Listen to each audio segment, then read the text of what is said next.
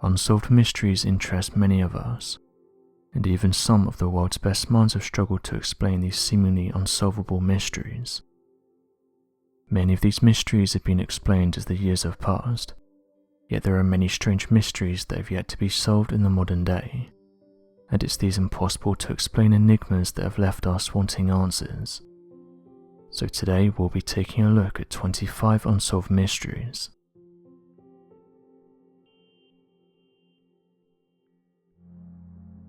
Last year, over 300,000 trail cameras were sold. These are great for photographing local wildlife and rare animals that are not usually seen by humans, but every so often they manage to capture things that leave us with many questions. This photograph has been posted to various online groups that investigate mysterious creatures. The post reads as follows. So the person on the left is me walking towards my ladder stand, and it looks like there's a person on the right, but I walked down myself and I didn't hear anything besides myself. I don't know if it was a ghost, a Sasquatch, or an actual person. Give me your opinion. When people first saw this photograph, they could clearly see that it looks like there's something towering above the man, and that it can easily be seen in the right hand corner, saying that it does look like a Bigfoot, and that it seems like there's something there because the eyes look like they're glowing. Many were impressed with the photograph and said that it looks like the creature is bending down behind the tree, and that if it was standing it would be quite a bit taller than the man. One person responded to the post saying the following. I have been in the exact same situation as the person in the photograph, except for the fact that I saw a pair of eyes light up while being on the trail on my own. When I saw them, I immediately froze where I was. I would like to think of myself as a pretty big guy. I'm over 6'2", and whatever this thing was towered above me. It really did chill me to my core. Due to the darkness, I could only just about see the outline of this thing, and after what seemed like forever, it vanished into the woods. I made it back to my place and I remember feeling empty inside. I couldn't believe what I just encountered. I've never been out there in the dark again, and I still think about what it was I encountered that day. I definitely believe that these things are out there, and that every so often people do encounter them. One hunter responded with the following. I spend many hours outdoors, and I can tell you that it's definitely not a person standing there. It's way too big and to me it looks like it's crouching. This thing is super wide as well. I don't think I've ever seen a human with that type of build. There's always the chance that it could be nothing, and that something in the background is causing it to take on the shape of a humanoid. But to me it looks like that something large is standing back there, and it doesn't look human. There's many trail cameras which can be found throughout North America, and have also allegedly captured the mysterious Bigfoot. Those who believe in the creature and have conducted various research suggest that it's most commonly found throughout North America, although it's widely believed that it also inhabits various other regions throughout the United States. Others suggest that it may have been a ghost, saying that this isn't the first time that an entity has appeared on a trail camera. Those who follow the paranormal have said that these entities are soulless. They are remaining energy that's trying to find their way, and so no shadow or reflection can be made. As of right now, we don't have much information to go by. These paranormal beings have allegedly turned up in photographs, CCTV cameras and also trail cameras, but what they are is up for debate. The majority of eyewitnesses who see these entities report them as looking like solid beings, yet they appear to have the ability to vanish, and as reported in many stories, they also don't have things like shadows. Paranormal researchers say that although entities and spirits can sometimes appear to be solid, they are in fact just a manifestation, although they do say that many of them can interact with the living world. This is one of the reasons why they can be felt by people, and are also picked up in things like trail cameras. Bigfoot is one of the most interesting cryptids out there, not only because of the stories that's been told about it, but because of the amount of evidence that people have managed to collect. We have footprints, photographs and videos showing what looks like a large creature inhabiting America. Some of these footprints have even confused scientists, with some saying that they don't match up with wildlife known to science, and that some of them even show things like dermal ridges. Interestingly, when people have gone on to conduct analysis on these images, some have discovered that some of the traits don't match up to that of a human. There's some Bigfoot researchers that have said that if you look at the facial features of a Bigfoot and compare them to a human's, the Bigfoot has a much more defined brow ridge, and that the nose sits at a higher position in the face than that of a human. In fact, when you look at the facial structures of these creatures, they appear to have more in common to that of a chimp than that of a human, and this has caused some researchers to say that they're an entirely new species unknown to science. Others have said though that this argument doesn't hold up, and this could be faked by someone wearing a mask, although some Bigfoot researchers have countered this, and said that a genuine Bigfoot's facial structure is much different to that of a mask, and that you can tell the two apart when they're lined up side by side. As of right now, there's still many that believe that Bigfoot is genuine, and that it's only a matter of time before we get evidence that will finally prove that it's real. If you're someone who doesn't want to work a corporate job, and doesn't like the idea of working 9 till 5, then becoming an archaeologist might be your calling. Archaeologists are responsible for some of history's most incredible finds. Every so often though, they come across some strange artifacts. One of those is that of the Paracas skull, which are best known for their elongated look. One photograph is making the rounds showing what looks like a piece of metal which has been embedded inside the skull. It quickly got shared by people who said it then looked like a large microchip, or it could be some type of ancient technology that was used by our ancestors. Although many labelled the photograph as fake, saying that it was likely photoshopped in order to get it like this, the image is actually real, and was first posted by the Museum of Osteology. The Museum of Osteology made the post on social media, and since putting it up it's gone viral. They said the following in the post: "Not on public display. A proven elongated skull with metal surgically implanted after returning from battle, estimated to be from around 2,000 years ago. One of our more interesting and older pieces in the collection. We don't have a ton of background on this piece, but we do know he survived the procedure. Based on the broken bone structure surrounding the repair, you can see that it's tightly fused together. It was a successful surgery." End quote. Many commented on the post saying how incredible this artifact is, but were equally confused as to how such a procedure would be carried out. One person said the following: "What type of metal is this? Has that been tested? How did they manage to get this inside someone during a time like this? It looks very well done." End quote. While another person said the following: "This metal inlay is incredible. It really shows us how little we know about our ancient history. Who would have thought that something like this was possible? It's incredible to think the person survived this. I'm not sure though I'd like to have a piece of metal fused to my skull without anesthetic. It makes you wonder what other discoveries are out there waiting to be found." End quote. This isn't the only interesting find in regards to these skulls. Researchers who work closely with the Paracas skulls have said they've made some new discoveries. These skulls were first discovered in the Paracas region of Peru, a desert on the south coast of the country.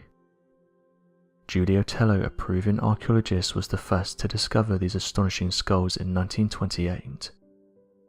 What initially stood out as the most unusual among the skulls was that they were the longest and most protracted skulls to have ever been found before. Over 300 were found, dating back between 2,000 and 3,000 years old. It wasn't until 2014 when DNA testing revealed unusual findings. It showed that they have mitochondrial DNA, with strange mutations that have not been seen in animals or humans before. The elongated skulls were just the tip of the iceberg. While skulls may become elongated due to deformities or applying force on the skull for a long period of time, this was certainly not the case with the Paracas skulls. A researcher by the name of L.A. Marzulli took note of more than a few characteristics that don't fit the norm for a standard human skull. The eye sockets were found to be much larger. The cheekbones were much more pronounced and the skulls weighed 60% more than that of a normal human skull. He also looked to a specific point of the skull known as the foramen magnum. On a human skull it's situated closer to the jawline, whereas it was closer to the back of the skull on the Paracas ones. After studying over 1,000 skulls, archaeologists also noticed that the foramen magnum was smaller, leading them to theorize that it's a genetic trait. This caused them to further research the Paracas skulls, investigating every part in great detail.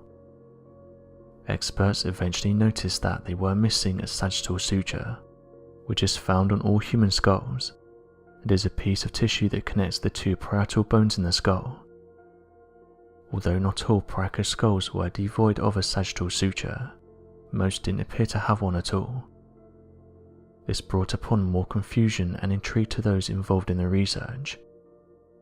As research continued, 3 skulls were used to sample DNA, one of which was an infant dating back 800 to 2,000 years ago. Hair and bone powder were extracted from the foramen magnum, whilst wearing protective clothing to ensure the samples wouldn't be contaminated. The samples were sent to 3 different labs in Canada and the United States, and the geneticists weren't given many details, to reduce the risk of creating preconceived notions about the skulls. The DNA results were nothing short of fascinating. They came back explaining that one of the samples found that the hair samples wasn't a sequence found in human DNA. However, the other samples were showing that they came mostly from Eastern Europe, and some from Western Europe. When looking at the bone powder, they found that it originated from Mesopotamia, otherwise known as Syria. Many questions still remain. People are torn over the 2014 DNA analysis of the recovered skulls that showed that gathered DNA from the remains contained mutations that did not match any known human or primate DNA samples previously recorded. Although the DNA testing was immediately put into question by the scientific community, the lead researcher stands by the results and asks for those within the scientific community to confirm his findings and take their own test to show the validity of his claims. It may still take many years before experts are able to provide an adequate explanation for the unusual findings, with some saying that the Paracas skulls will remain a mystery, so we'll have to draw our own conclusions for now. Who knows, maybe this discovery will bring about more news and provide us with the insight needed to better understand the human race and our untraceable history.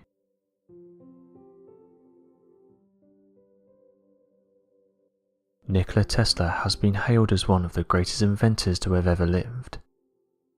Though Tesla would go on to make headlines across many different news outlets for a number of breakthroughs and inventions, there were also a number of articles posted about him during his life that spoke of a far more peculiar side of him. At the time, his unique mind wasn't appreciated, and in some cases people even tried to brand him as a mystic and someone who didn't know what he was talking about. However, these comments didn't stop him, and Nikola Tesla wasn't one to shy away from electricity and being able to harness it. One of his famous quotes was the following: "I've worked out a dynamic theory of gravity in all details and hope to give this to the world very soon." Nikola Tesla has impacted your life in one way or another. For example, electricity, radar, microwaves, the radio, drones and many other things all came from the great mind that was Nikola Tesla. Recently, the FBI has released 64 pages of unreleased documents, and these include things like paper and documents that were collected shortly after Tesla passed away. For many years now, theories have been floating around as to why Tesla's work was collected by the government. Some have said that Tesla's work wasn't important and wouldn't have had an impact on us, and that the ideas and inventions he was working on didn't work or were just made up. So if this was the case, why did the United States government quickly swoop in and collect his work shortly after he'd passed away? Tesla's work obviously caught the attention of the FBI, as they wanted to comb through what he'd been working on. One of the reasons for doing this was to ensure that any of his work didn't get into the wrong hands. For this reason, they decided it would be best if the documents remained in the property of the Office of Alien Property Custodian. This was, however, until the documents and other pieces of Tesla's work mysteriously disappeared after the war. Interestingly, enough discussion had been created that the public was aware of some of these alleged inventions, and it even caused citizens to question director J. Edgar Hoover about what Tesla had been working on. It's some of these extracts, though, that have caused many people to question why the government would look into this, and not only that, but also keep it a secret. These are some excerpts from the official FBI documents that got released. This letter will not reach you in time to sight flying saucers over New York on the night of June 13th, from 10 PM to 1 AM, but there will again be full-scale operations of flying saucers over all American areas on July 1st. This will be in 3 phases as follows: New York areas July 1st 9 AM, Washington DC areas 9:25 AM, General North American areas 9:25 AM, Central American areas 9:30 AM, South American areas 9:35 AM. Second phase is same areas as above, beginning at 12 midday July 1st. Third phase full-scale operations over all American areas beginning at 7 PM on the evening of July 1st. The above information has been supplied by George King, editor of Cosmic Voice, 88 The Drive Mansions, Fulham Road in London. Also, please note that George King has also published back issues of Cosmic Voice in 1 volume. This is beyond doubt the finest source of messages that we know of. George King is considered the best telepathic contact that the space people have, although George Van Tassel is the finest we have in America. Margaret Storm has been assigned to certain work with the space people. As follows, she is writing a book, a story of the life of Nikola Tesla, and the part his inventions will play in the new age. Much of the data for this book has been supplied to Mrs. Storm through transcripts received on the Tesla set, a radio-type machine invented by Tesla in 1938 for interplanetary communication. Tesla died in 1943, and his engineers did not build the Tesla set until after his death. It was placed in operation in 1950, and since that time the Tesla engineers had been in close touch with spaceships. The space people have visited the Tesla engineers many times, and have told us that Tesla was a Venetian, brought to this planet as a baby in 1856, and left with Mr. and Mrs. Tesla in a remote mountain province in what is now Yugoslavia. Mr. A.N. Spannell, 1136th Avenue, New York City, in a telephone conversation with the writer during the late evening of January 8, 1943, stated that Nikola Tesla, who is one of the world's outstanding scientists, particularly in the electrical field, and who had passed away on January 7, 1943, at the Hotel New Yorker where he'd maintained his residence, during his lifetime had conducted many experiments in connection with the wireless transmission of electrical power, and what is now commonly called the death ray. Mr. Spannell further stated that the notes and records of Tesla's experiments and formulae, together with designs of the machinery necessary to vitalize them, are among Tesla's personal effects, and that no steps have been taken to preserve them, or keep them from falling into the hands of people unfriendly to the war efforts in Allied nations. Spannell continued by saying that a distant relative of Tesla, a person who was intensely disliked by Tesla, and who came to the United States from Czechoslovakia within the past year, by the name of Sava Kosvanovich, is taking steps to get possession of these important documents and plans. Mr. Spannell believes there's a strong likelihood of Southern making this material available to the enemy in the event he is successful. Spannell advised that he is in some kind of governmental work connection with the war effort, which caused him to spend about 5 days each week in the nation's capital, and because of the connections he has made in this capacity, he has seen fit to telephonically notify G2 headquarters in Washington, D.C., as well as Mr. Borkin of the Department of Justice in Washington. Spannell stated that Mr. Borkin advised him that he would immediately make the information available to the director of the FBI, and advised Spannell to lose no time in taking steps to see that Tesla's personal possessions were not disturbed. A few minutes after this conversation, Mr. Spannell had been in communication with Dr. De Lozondo, one of the advisors to Vice President Wallace. After talking with Lozado, he called back to Spannell and told him that the government was virtually interested in the effects of Tesla, particularly those dealing with the wireless transmission of electrical energy and the death ray, and for Spannell to lose no time in doing all he could to preserve them.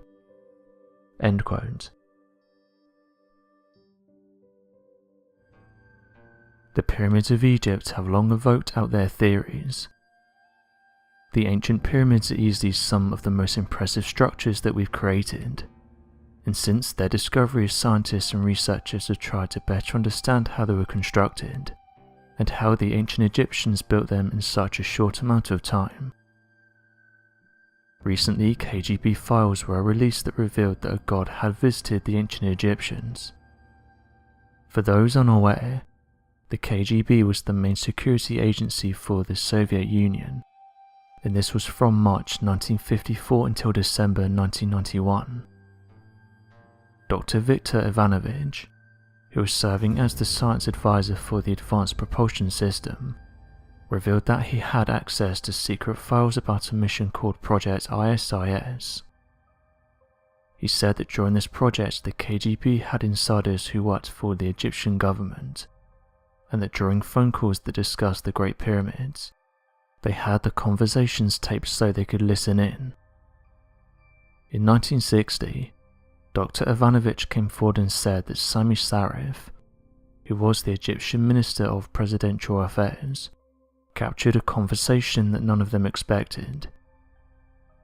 The Egyptian tape recording was played during Amazon Prime's secret KGB files, and revealed that it was captured on the 24th of July 1960. Dr. Ivanovich said the following about the discovery. One of the top officials phoned his brother revealing that 2 archaeologists had stumbled upon a hidden tomb. They had apparently remained delirious for a few days, and finally went to the hospital. When they got there, they repeated only 3 words: tomb of visitor. This is a reference to the grave of an Egyptian god who does not exist in the Egyptian pantheon. He has a special sign as a visiting god. End quote. Dr. Ivanovich went on to explain that long before the time of the ancient Egyptians and pharaohs, there was a god that came down from the skies with others of their kind, and they had passed on their knowledge and wisdom to the people of Earth before leaving. Dr. Ivanovich, who was also an astrophysicist and neurologist, said that one of these godlike beings actually passed away on our planet, revealing that a top-secret tomb within the Great Pyramid was actually constructed for the god, and that top Egyptian officials revealed this during the phone call. Since then, various researchers have tried to track down what happened to the secret tomb, but it's reported that Egyptian and other officials have taken the being out of the pyramid, and have placed it in a secret location. Since then, various people have speculated that the ancient Egyptians had helped building these incredible structures. Looking at the structure from a purely mathematical standpoint, the Great Pyramids of Giza consist of roughly 2.3 million stone blocks, with each ranging from 2.5 to 15 tons. According to supposed Egyptian documents discovered in nearby tombs and areas regarding the pyramids, the pharaoh recorded that only 20,000 workers built the pyramids over the course of 20 years. If that turns out to be the case according to these ancient Egyptian records, then that would mean to meet this requirement, each worker would need to cut a block with perfect precision from a quarry, move this block to the pyramid alone, a task already impossible for a single man to do, and then pull the block up the pyramid into its position without any help once every 30 days. This would mean that each block would have to be placed once every 2.5 minutes in perfect unison, with each of the 20,000 workers performing without a break. In 2017, scientists studying the pyramid announced they had found a previously unknown void inside the pyramid, and it's estimated to be around 30 meters long. The last time any kind of big structure inside the pyramid was discovered was in the 1800s. This new void was found using a process called muon radiography. This method utilizes cosmic rays to locate voids or cavities inside of structures. This new discovery is being compared to the previously discovered Grand Gallery of the pyramid. The Grand Gallery is a 150-foot long corridor that goes directly to the bell room of Corfu. This corridor is also around 26 feet tall and sits below the newly discovered area. Still, it's completely unknown what or if anything lies within this area and what it was used for. It could be several smaller rooms or one large area. At the moment, scientists have said they don't know. This discovery is still huge. It brings us closer to finally being able to understand and even just know the various intricacies of this incredible structure. This discovery was made by the Scan Pyramids project working with the Egyptian Ministry of Antiquities, and is widely regarded as the most impressive achievement of this technology used to find it, and that's muon topography. Devoid of its original coating of white limestone blocks, the Great Pyramid also lacks its summit, which gave it approximately another 9 meters in height. Many people believe that the capstone of the Great Pyramid of Giza was made of gold, and it was somehow removed from the top of the pyramid in the distant past. But some have struggled to imagine someone removing a capstone made entirely out of gold. Interestingly, one theory proposed by Spanish researcher Miguel Perez Sanchez indicates that the Great Pyramid wasn't left unfinished, and that a massive sphere was located on its surface. Perez Sanchez proposes that the sphere of the ancient pyramids placed at the top of the pyramid symbolized the Eye of Horus and had a diameter of 2,718 royal cubits, or 2.7 meters. The sphere located on the pyramid was placed as a worship to the sun and Sirius, the brightest star in the sky. In addition of the sphere located on top of the pyramid, analysis enabled researchers to find the inclination angle of 5184 degrees, the platform that supported the sphere with a pi perimeter of royal cubits, and the height of the pyramidal vertex of 277,778 cubits. According to Perez Sanchez, the discovery of the original shape and dimensions of the Great Pyramid, its reconstruction and analysis revealed an architecture made of pure mathematics, geometry and astronomy.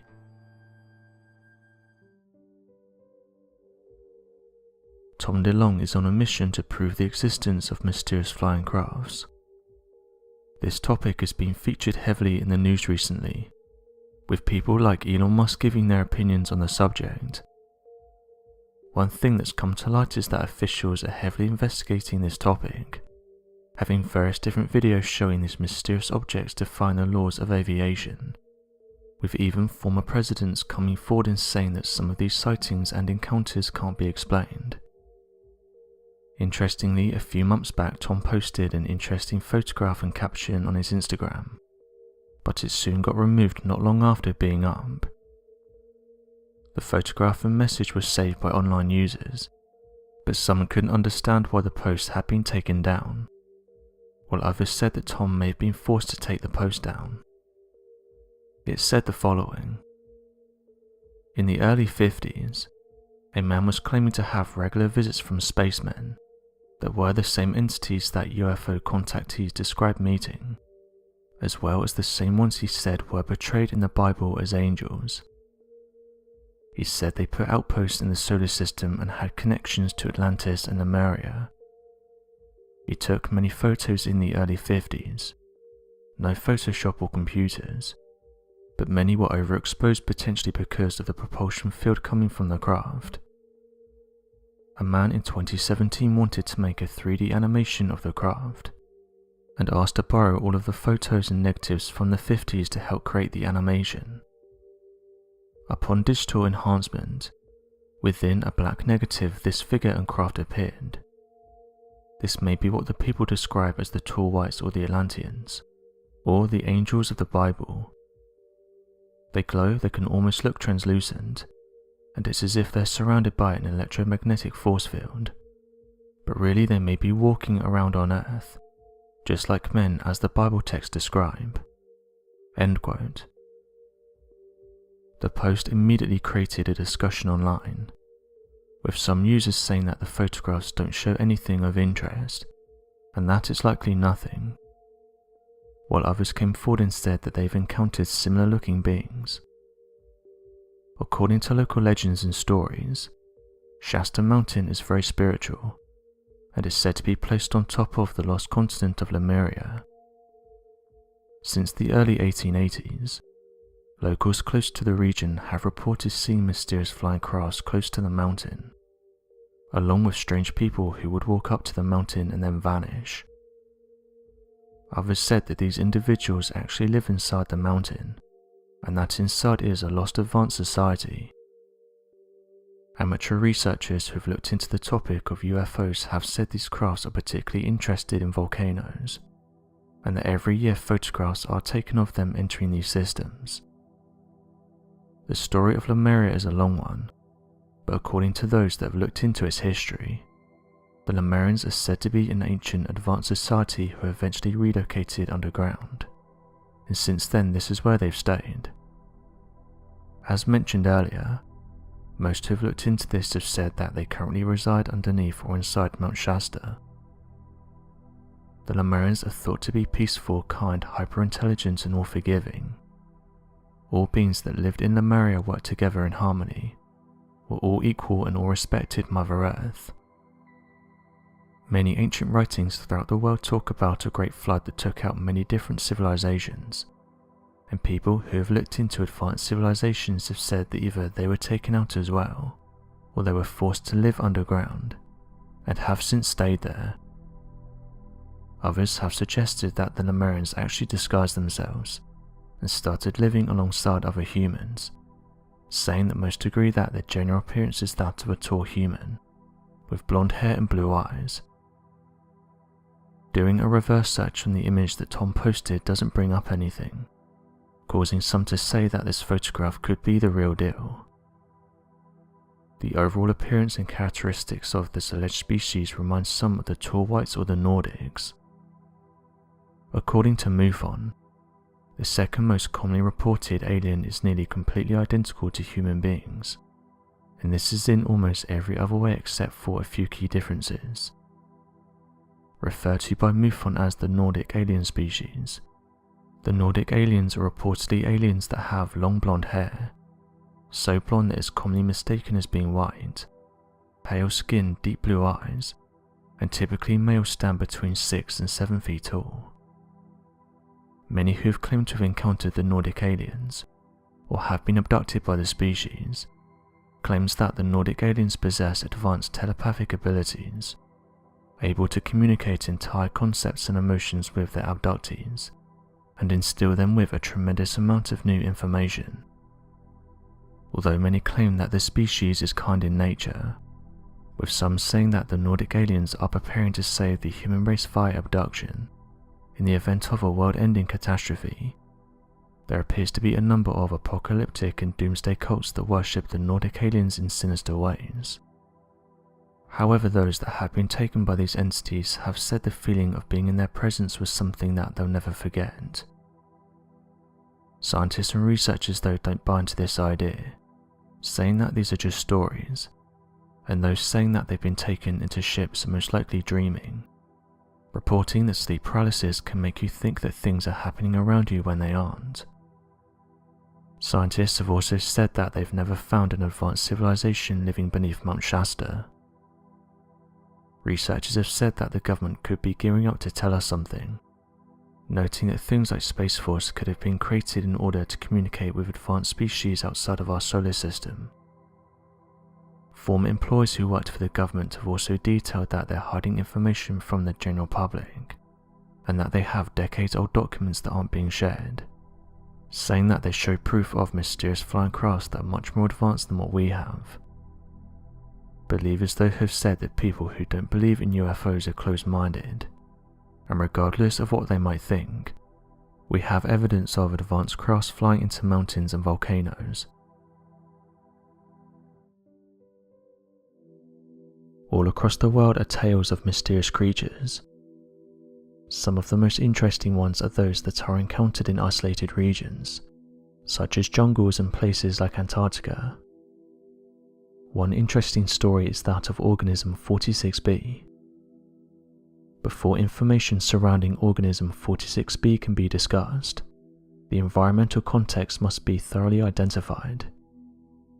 Reports of organism 46b's area of habitation rest within that of Lake Vostok, located more than 700 feet beneath the glacial surface of the ice at its shallowest depth, and roughly 2,600 feet at its deepest region.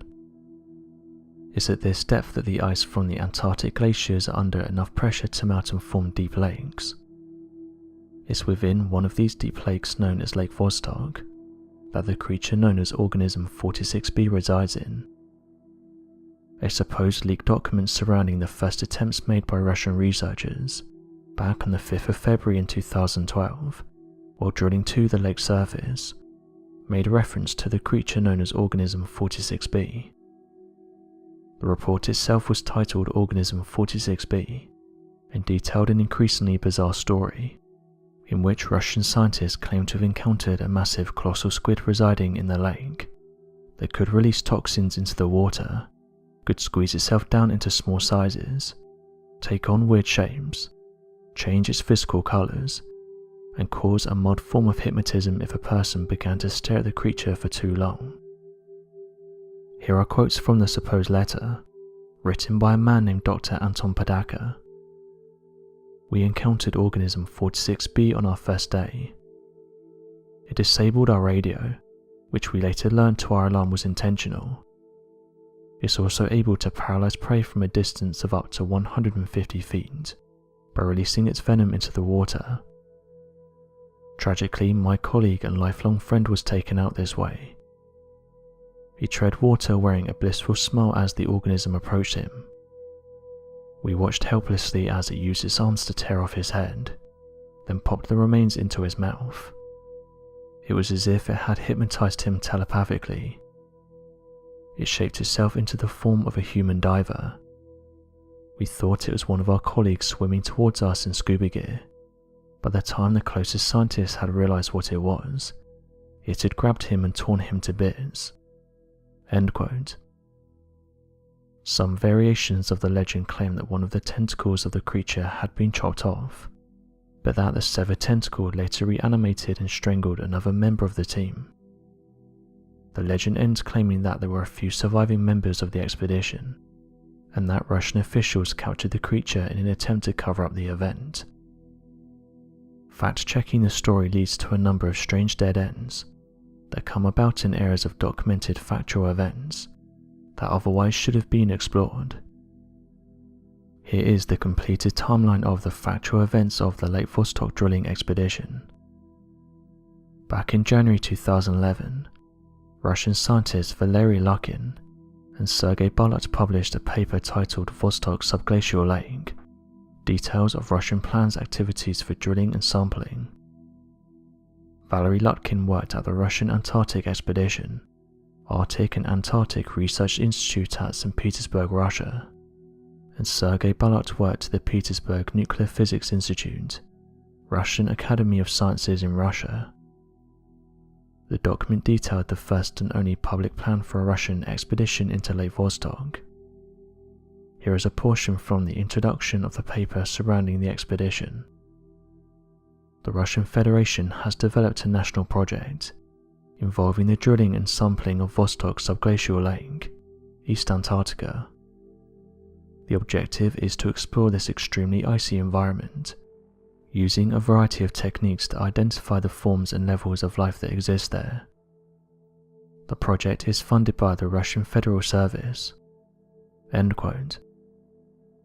During the time of the published paper, the Russian Federation had yet to receive support from other nations of the world, as their borehole efforts were actively going against the Antarctic Treaty, with the United Kingdom and United States petitioning the Russian Federation against borehole techniques due to the environmental impact of the sealed lake. Their opposition was due in part to the drilling techniques used by the Russian scientists, of which included the massive use of freon and kerosene to act as a lubricant for the drilling equipment, of which would immediately drain into the lake at the point of connection. Despite the Antarctic Treaty violation, the Russian Federation continued with their efforts. Within the published paper titled Vostok Subglacial Lake, Details of Russian Plans Activities for Drilling and Sampling, the scientists detailed a new piece of technology that would allow the borehole to use a transportation module that could be sent down into the borehole via new mechanisms and enter the lake. The diagram for the technology claims the module device and the borehole would only be 123 mm in diameter and impossible to send a diver into.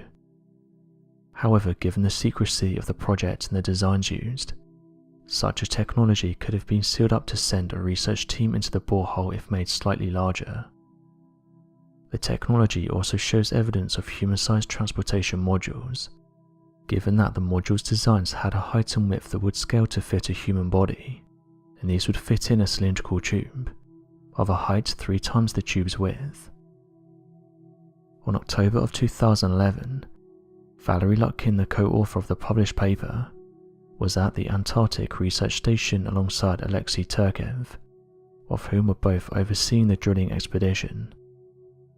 The expedition continued for several weeks, up until the end of December, before issues first arose amongst the expedition. The reason for why Valery Lutkin first started his expedition in October of 2011 was due to October being the summer months for the Antarctic continent, keeping the location at its warmest for the expedition. These summer months only last from the beginning of October to the 5th of February. However, after the 6th, the expedition must be called off due to temperatures plummeting below 40 degrees Celsius. On the 28th of December, the Russian team claimed they had less than 5 meters left to drill before striking into the lake, and were confident they would meet their goal before the end of the Antarctic summer months. It was shortly after this last transmission, however, that the team would then undergo a 6-day radio silence for reasons not entirely understood. This was an article published on the 3rd of February, 3 days before the reported breach confirmation of Lake Vostok.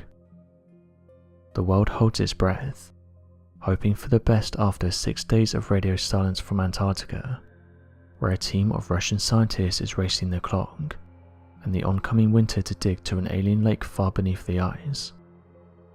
The team's last contact with colleagues in the unfrozen world was 6 days ago, and scientists from around the globe are unsure of the fate of the mission, and the scientists themselves, as Antarctica's winter draws near.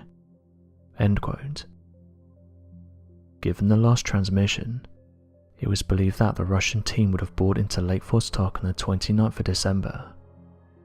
However, their claims of breach would come after a 9-day radio silence on the 6th of February, of which was the longest amount of time the expedition team could have waited before forcing the end of the expedition due to winter weather. This would have provided the team with more than 9 days to cover up any events that would have occurred shortly after the breach on the 29th of October. It's due to this that the sudden radio silence after the 28th of October provides a merit of truth to the claims of cover-up efforts, and over a week's span of time dealing with Organism 46b. Shortly after the end of the expedition, half of Valery Lutkin's research team would end their careers in the Antarctic expeditions, and leave the research team without further information surrounding the members. The encounter with the organism 46b led to the reported deaths of several top-secret Russian scientists, and so many believe that this is why the document could have been leaked, as a warning to other researchers in the area. Despite the far-fetched abilities of organism 46b, reports appear to match a number of known cases of squid and octopus entities. In fact, every single ability mentioned by the letters that organism 46b might possess appears to match many of the abilities found in deep-sea species of cephalopods, and environments that would be similar in light, pressure and water quality to organism 46b's. Here is a detailed writing surrounding the theoretical ability of telepathic traits of the creature, and how the ability could be scientifically explained. Understanding organism 46b's ability to perform telepathic ability is both difficult and nearly impossible, as the mechanisms for telepathy is still not entirely understood in the modern day. However, assumptions and data information surrounding numerous marine animals can be made as to what might be responsible for their telepathic abilities. It's important to note that there is evidence and scientific endeavours in the realm of neuroscience, and the ability to translate the neurons near random electrical impulse firings into readable information that can be displayed or understood. In fact, back in 1999, there was a research study by Dang Yang at the University of Berkeley, California, that successfully recreated what a cat observes in the physical world, using pure data retrieved from visual neurons. The implications of this finding means that if someone could create a technology so sensitive and accurate in picking up electromagnetic fields, one could remotely detect these occurrences coming from the human brain, and work together the data required to translate your thoughts and brain signals into readable information. If we take this theory of data retrieval from the brains of animals via sensing electrical impulses and changes in the electromagnetic field, then there is evidence of evolution granting this ability amongst life here on Earth.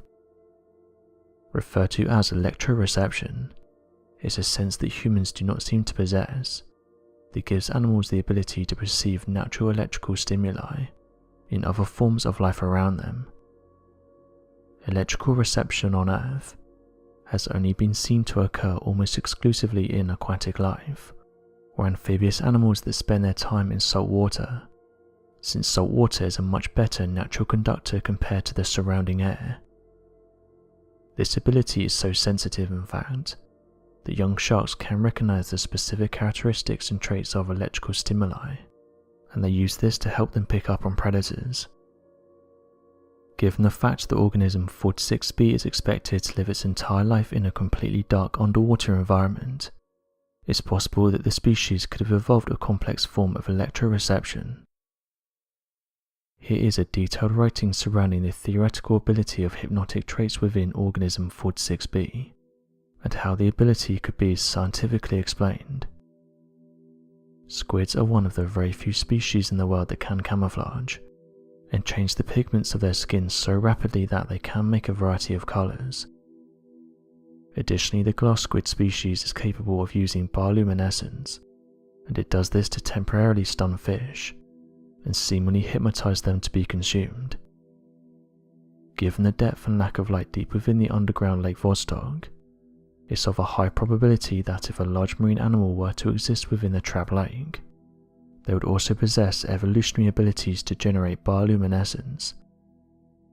Bioluminescence, tied with a squid's ability to alter the colour of the pigments of its skin, could create seizure-inducing colours and shape that could temporarily cause an individual to become hypnotized or undergo a seizure if one was to look directly at the creature. This could explain the hypnotic effects as reported in the leaked documents. Here is a detailed writing surrounding the theoretical ability of shape-shifting traits within organism 46b, and how the ability could be scientifically explained. Given the lack of bones or large deposits of cartilage within an octopus, the species is capable of squeezing through small openings, and squeezing their body size down to impossible sizes. In fact, a 600-pound octopus is capable of pushing its entire body through a hole the size of a quarter. As long as an opening is large enough to allow the creature to fit its beak through, it will travel through the opening with relative ease. It's for this reason that the claim of shape-shifting abilities of organism 46b are realistic to the species, of which it seems to have evolved from. Additionally, a borehole the size of 123 mm would have been more than enough of a size to fit its body through, if it were to make an attempt to reach the surface of the glacier. Here is a detailed writing surrounding the theoretical ability of toxic traits within organism 46b, and how the ability could be scientifically explained. The use of toxins from organism 46b seem to stem from real-life examples of cephalopods using small amounts of venomous toxins. The blue-ringed octopus is an octopus only roughly the size of a standard golf ball, but contains enough venom to cause the demise of 26 adult men. The blue-ringed octopus also has a number of other strange abilities, such as the ability to use jet propulsion, by funneling water to allow it to move faster in the water. It could be possible that organism 46b also possesses these abilities, and is capable of ejecting venom. If the claims surrounding the creature are to be believed, then it has the following abilities that have allowed it to take out several individuals: shape-shifting hypnosis, camouflage colossal size, ability to shrink, telepathy and large quantities of toxins. Given its dangers and efforts needed to be contained by the Russian Federation, as claimed by the leaked document, this could very well mean that organism 46b is one of the most dangerous creatures naturally living on planet Earth. Its ability to be weaponized for future efforts also seems to be a very real possibility, given the claims of the leaked document and other rumors that have surfaced around the creature.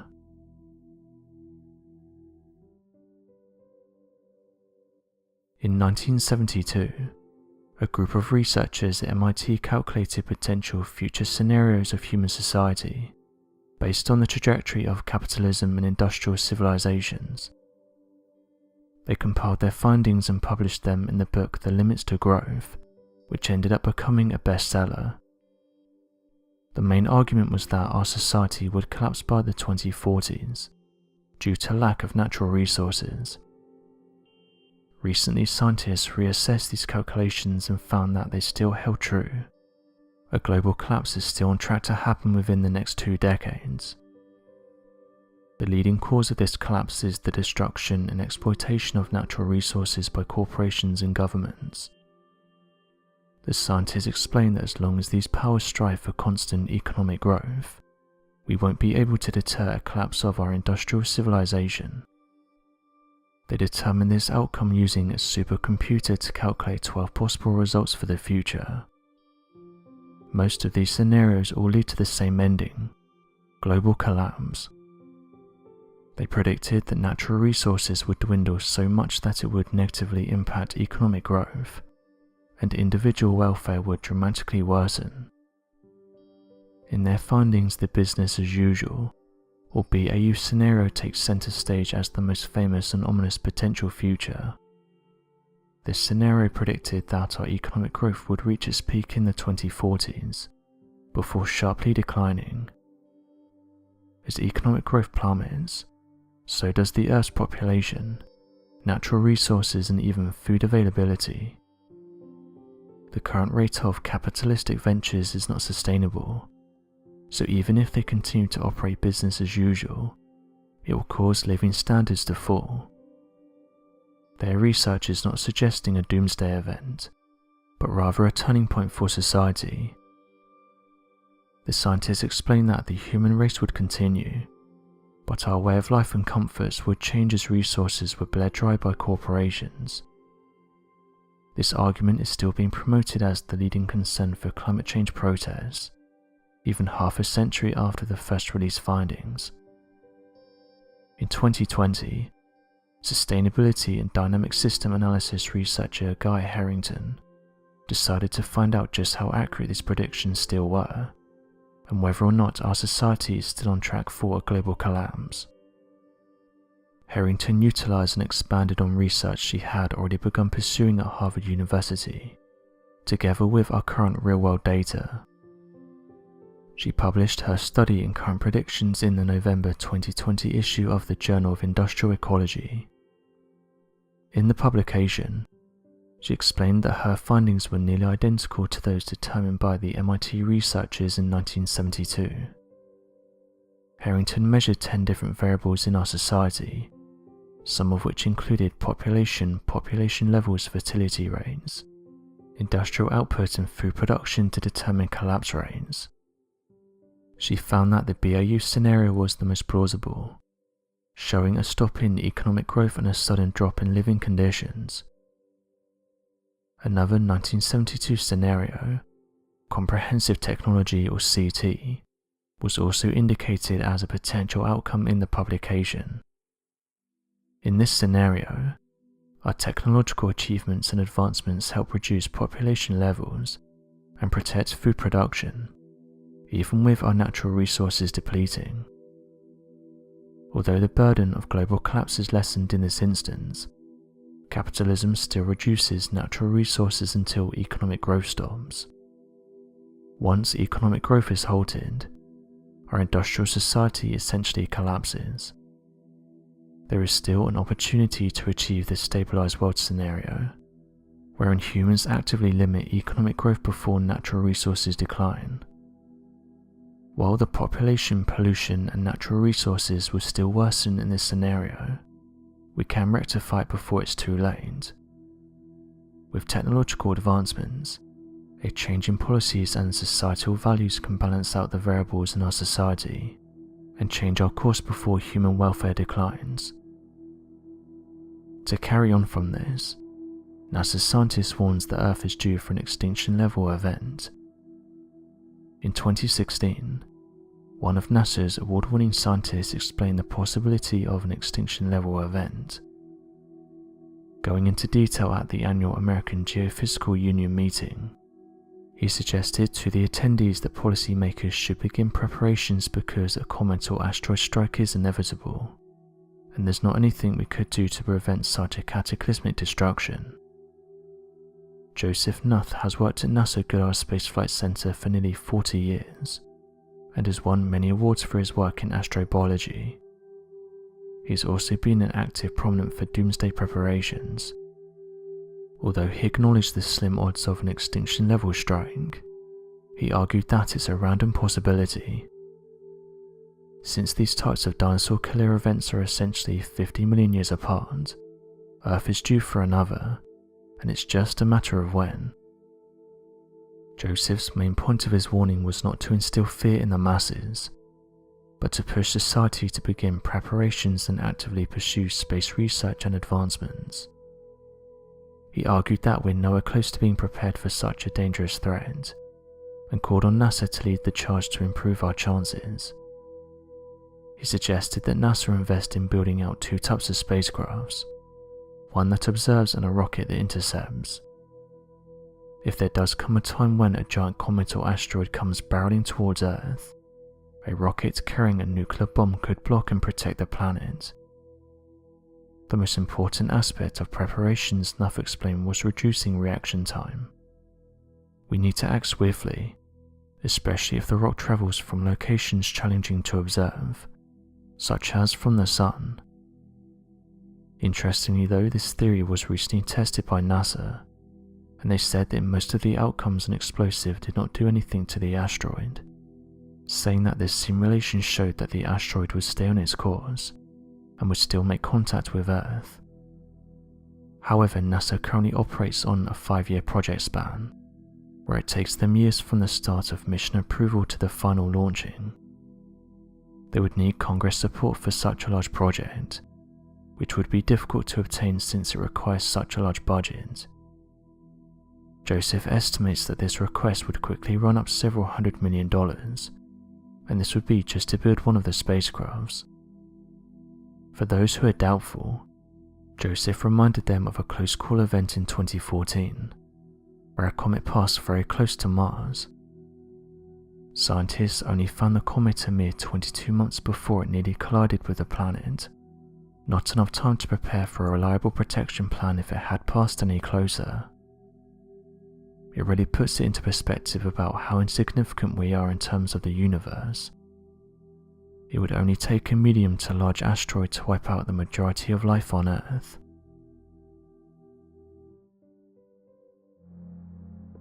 For years, people have been telling stories, and some of the most interesting ones are those that talk about the paranormal. While on Reddit, I got talking to someone who told me an incredible story. They revealed that they were a former US Marine, and while stationed in California, something happened that changed their life.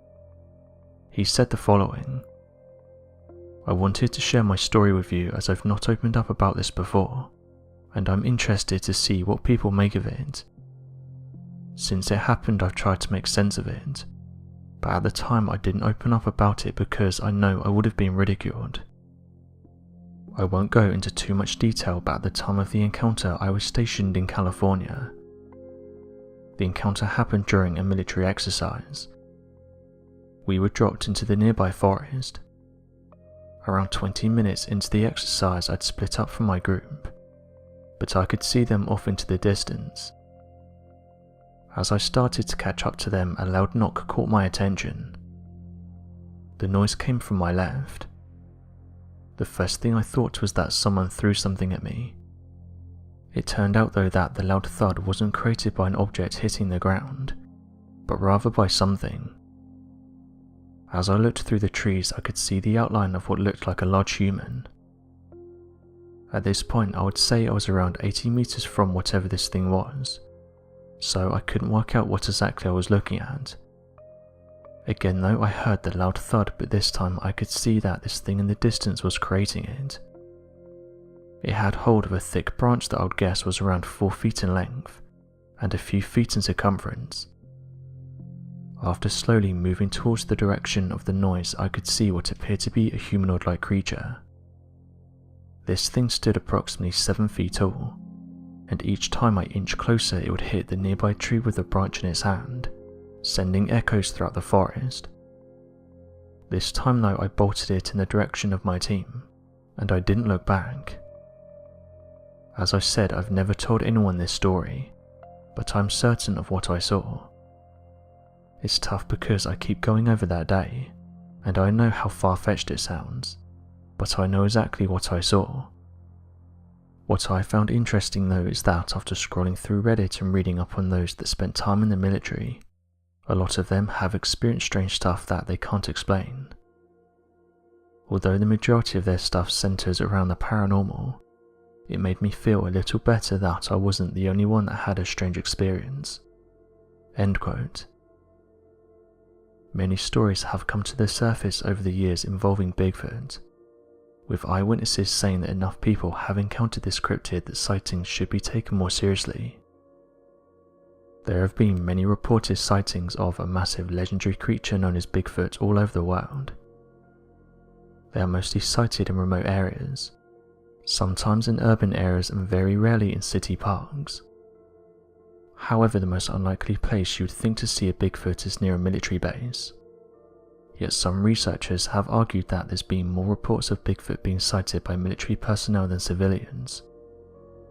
Throughout the years, there have been a few reports that have been leaked from military installations, mostly those around the 1970s. By far the most notable and most credible is that of an encounter near Fort Lewis in the US. This is an Army military installation in Washington State, which is in the middle of a rather large wooded area. The year was 1978. A truck full of soldiers coming back from training exercises broke down at around 8 PM. Attempts were made to restart the engine, but nothing worked. So the platoon headed off to the base on foot to bring back a tow truck. They left one Edwin Godoy to guard the truck until the tow truck arrived. He was left because he was the one who sent the truck out. Edwin spent hours by himself just sitting in the truck. He was bored, but this evening would soon perk up. At around midnight he began to hear strange sounds from the forest that the road cut through. The sounds continued to get louder and closer, prompting Edwin to get out of the truck, arming himself with a rifle and a flashlight. As he stood in front of the truck, sweeping the sides of the woods with his flashlight, he caught a glimpse of a large object moving directly in front of his truck. It was a tall, broad creature entirely covered in hair that walked by swinging its body sideways. When Edwin shined his light at it, it stopped in its tracks and stared directly at him. They locked eyes for a short time before the creature began to run at him at a baffling quick speed. He shouted 3 times for the creature to stop and identify itself. However, the beast didn't reply and got close enough to cause harm to Edwin. Gripped with fear, he shot the creature in the chest. This barely stopping the speed of the animal, it merely growled, grabbed its chest and turned to the right and went back into the forest. In a few seconds it was gone. After a long and fearful night, the mechanics finally arrived. After Edwin conveyed what happened, they were quite skeptical until one spotted the blood trail that led to the massive footprints pressed into the nearby soft ground.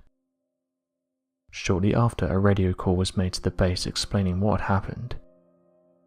The area was swamped by secretive government scientists in hazardous material suits. These researchers then began taking blood samples and setting casts of the footprints. The whole time Edwin was told not to speak to anyone, and was kept away from what was going on. After a short time, Edwin was quickly taken away to the base hospital, but surprisingly, instead of being examined by the base's medical staff, he was examined by a doctor from the Air Force that held the rank of full colonel. Years later, Edwin went on to reveal in an interview after the event had been declassified that rather than interrogating him, the colonel was very interested in every slight detail of the event. After which, Edwin was returned to his barracks and told in no circumstances was he to tell anyone what happened.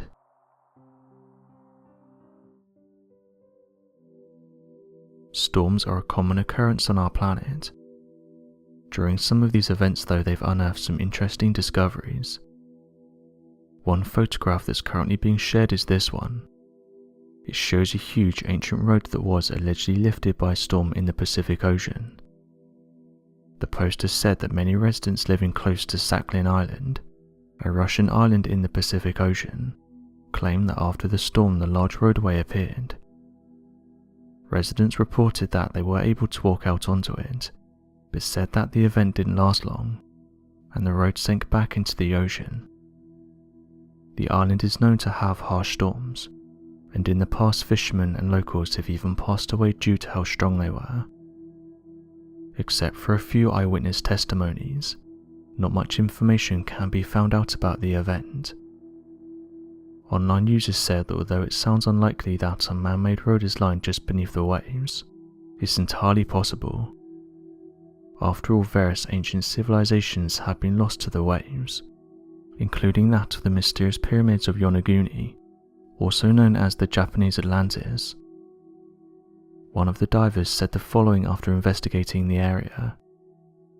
The largest structure looks like a complicated monolithic step pyramid that rises from a depth of 25 meters or 82 feet. End quote. So there's definitely no shortage of these mysterious underwater structures. Some have suggested that this road isn't man-made and was likely just a piece of rock that got dislodged by the storm. Others though can't explain how a giant road somehow floated to the surface, even allowing people to walk on it. From the reports, the road was allegedly sturdy enough to allow dozens of people to walk up and down it. Some did note though that the area of Sakhalin Island is no stranger to these sorts of mysteries, saying that there's various stories of underwater cities and megaliths, and that in the past even mysterious creatures have allegedly washed up on the shores. All of these stories add to the mystery of the area. As quickly as the road appeared though, it soon sank into the ocean, leaving those in and around the area to wonder what it was, and if it will ever rise again. One of the last unexplored frontiers of our planet is not that of the endless deserts or impassable mountains, but rather that of our oceans. Every year scientists and researchers discover thousands of new species, new archaeological sites that were lost to the depths, and hidden caves that are home to an entire ecosystem. It's for this reason that the oceans of our planet are some of the most fascinating places to explore. During an investigation back in 2007, as archaeologists were scanning the waters of Lake Michigan in the hopes of locating old recorded shipwrecks, they found a number of strange structures that began to take form on their sonar imaging. At first, the structures appeared to be nothing more than a large number of rocks and boulders in peculiar spots, only to be later revealed to the archaeologists as massive megalithic carved rocks that featured a number of prehistoric markings on their surface. Additionally, the researchers discovered a grouping of these megalithic stones that seemed similar in design to that of Stonehenge, adding further proof that the large rocks had been artificially placed. When divers went down to gather more information, they found the rocks had a large number of strange detailed images that appeared to be carvings of ancient and extinct mastodons, and these were all across the surfaces of the megalithic structures. Unfortunately, further information could not be gathered, as the archaeological experts were not able to reach the appropriate depths necessary, and the experts remarked that they do not dive, and said they're not skilled enough to gather appropriate information and reliable data. Due to this and the large size of the megalithic structures, preventing the stones from being moved with ease, it appears that not only is it impossible for the researchers to study the strange rocks, but that any further information won't come forward until either a massive funding project is put into the investigation, or an archaeological expert becomes a master freediver. It's not just man-made structures that have been discovered. Researchers working in marine biology have begun to see what can only be described as a mass whale evolution across the planet that seems to deny all expected research. Whales are a massive part of the ocean's ecosystem, surviving off plankton and other microorganisms that make up their large body size, and when they pass away, they serve as a significant amount of food resources for smaller marine life to decompose and thrive on. Because of their importance on the ocean's ecosystems, whales have been a closely studied marine animal to better understand the secrets surrounding their evolution, history and impact on the marine world. But for reasons not entirely certain, many researchers have begun to notice that the average whale song has begun to decrease in frequency. Due to their environment, whales have naturally evolved a form of communication that uses different frequencies, and these are able to travel vast distances underwater. It's this communication system that researchers have said is changing, with whales of all species suddenly speaking at a much lower frequency. As published in the Journal of the Acoustical Society of America, the frequency of the Sri Lankan pygmy blue whale decreased from approximately 107 Hz to 100 Hz. This was over a decade. To date, this is the largest rate of decrease observed for any blue whale call." End quote. This new information has led to a few theories by researchers to explain the sudden frequency changes. Some have theorized that the noise of large-scale boats has dramatically risen, forcing whales deeper into the ocean, and requiring them to speak lower frequencies to be heard over the background noises. Other researchers believe this change could be mostly due in part to decreased whaling. Regardless of what the cause may be, researchers are unanimous in that the changes in frequency shows evidence of a dramatic whale evolution that will definitely need to be researched more heavily to better understand its effects on the whale population and what it could mean for their communication.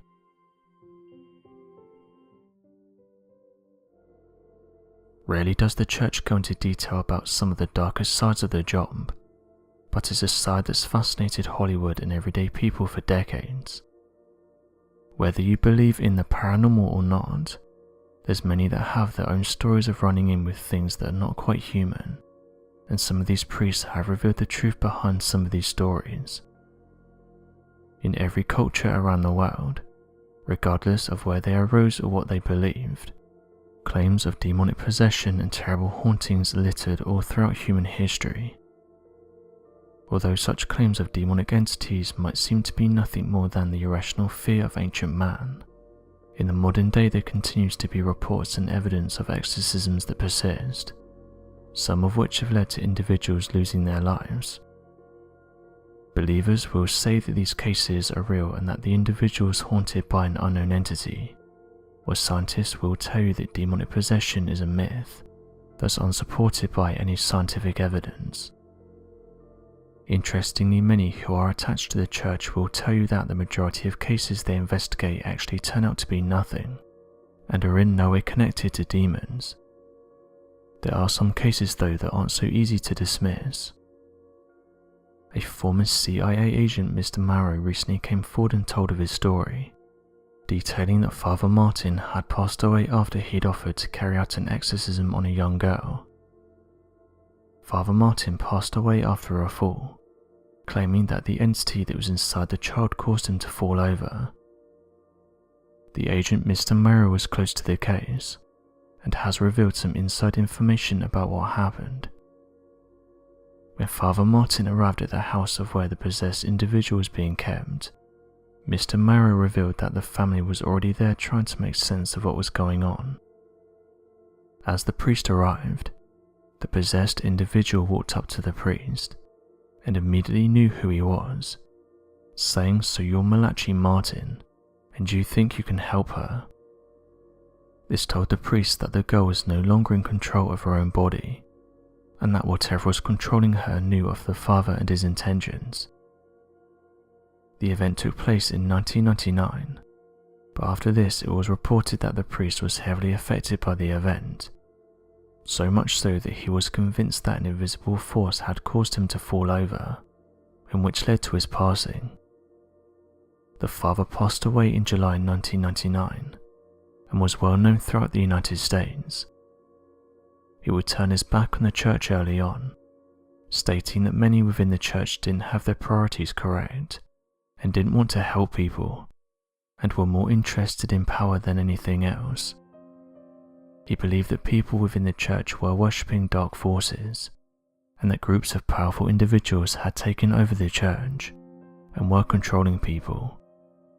He said the following about his line of work: "Exorcism can be extremely violent. I've seen objects held around rooms by the powers of evil. I've smelt the breath of Satan, and I've heard the demons' voices. Cold, scratchy, dead voices carrying the messages of hatred."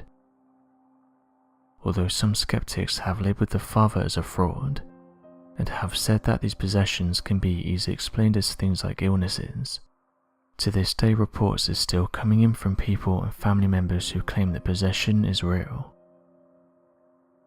Seen as one of the most defined cases of demonic possession, the story of Clara Germana Selly would go on to be used as a metric of whether or not a person was genuinely possessed by a demonic entity, or merely experiencing severe illness for future exorcists. Clara was a young Christian South African woman born in 1890, of whom was believed to have undergone one of the worst demonic possessions ever documented. At the age of 16, for reasons not entirely explained, Clara was so desperate for any form of control in her life that she made a soul-binding pact with Satan in return for power. This is believed to have been the moment that her demonic possession began. Written in detail by Clara's confessor, Father Horner, and later confirmed by a nun, evidence of Clara's supernatural ability came from her ability to speak any known language, of which she had no previous education, with her able to completely understand Polish, German, French and Norwegian. Another factor that pointed to supernatural powers was that of Clara's incredibly accurate ability for clairvoyance, with nuns claiming that Clara was capable of speaking people's most intimate of secrets, without having any previous contact with the person. Upon discovering these supernatural talents, it was believed that a demonic possession was taking place, which forced Father Horner to begin a 2-day exorcism. During this exorcism, the true power of Clara's pact with Satan was made clear. It appeared that Clara had superhuman strength, with accounts of her throwing grown men and several nuns across the room, and injuring them in her attacks. One nun said the following about the attack. No animal had ever made such sounds, neither the lions of East Africa, nor the angry bulls. At times it sounded like a herd of wild beasts orchestrated by Satan had formed a hellish choir. During the exorcism, it was recorded that Clara had levitated 5 feet in the air, both vertically and at another time horizontally. During the height of the 2-day exorcism, Clara had attempted to take out the priest in charge of the exorcism by grabbing his stole and choking him with it. At the end of the 2nd day, the demon was forced out of Clara, who was completely healed and no longer demonstrating any symptoms of demonic possession. Because of the overwhelming evidence of the demonic possession, the details of the case would go on to help set the standard for future exorcisms, to help indicate whether an individual was truly possessed or merely suffering from illness. An air traffic controller has just reported that the Jetman is back. For those unaware, for the last few years pilots and air traffic controllers have reported seeing mysterious flying humans, with pilots detailing that at some points these flying beings were able to overtake them. The reports were even passed on to the FBI, but as of right now it's unclear who or what exactly is behind the mysterious sightings. The most recent report came from an air traffic controller, who could be heard talking to SkyWest Flight. The incident happened yesterday close to Los Angeles International Airport. What's odd is that the majority of these sightings have happened around Los Angeles Airport, although people are confused as to how this flying humanoid is able to overtake planes. At first it was suggested that it may have been a drone of some sort, but when it was announced that they were flying at incredibly fast speeds, others suggested more out there theories. Last year 4 pilots reported seeing something similar around the same area, while pilots in England reported that they had seen something similar, noting that the flying humanoids were able to fly at hundreds of miles per hour. The report on Wednesday details the following.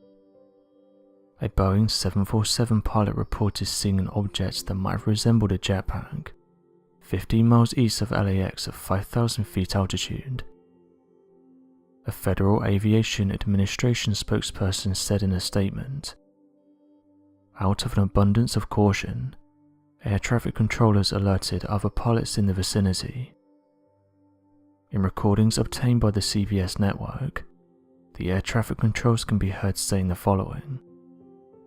SkyWest 3626 use caution. The Jetman is back. Let me know if you see him. SkyWest 326. Did you see the UFO? We are looking but we didn't see Iron Man. Evergreen 8023 use caution. There was a report of a man in a jetpack around 5,000 feet in the vicinity of Los Angeles. As of right now, no one knows who is behind the sightings of the flying humanoid. Some amateur pilots have suggested that what's being seen is that of an unidentified flying object, while others have said it could be what's being described, and that it's a man on a jetpack flying around Los Angeles. David Mayen, CEO of LA-based Jetpack Aviation, said that he doubts that it's someone using a jetpack, saying the following. They'd run out of fuel. They use fuel too quickly. Mayman said, adding a typical flight time for a jetpack is around 5 to 10 minutes. If it's a real jetpack, it's noisy. People would have heard it take off and land. Others followed on from this and said that it's definitely not someone using a jetpack, and that all of the testimonies point towards it being something else, noting that the speeds and the way it's able to change direction proves that it's not someone using a jetpack. One idea is that this could be an unidentified flying object in the shape of a human, as that would explain how it's able to travel so fast, and why no one hears it, and why it hasn't been captured on video. Although some say this isn't a UFO, at this moment in time technically this is a UFO. It's a flying object that can't be identified.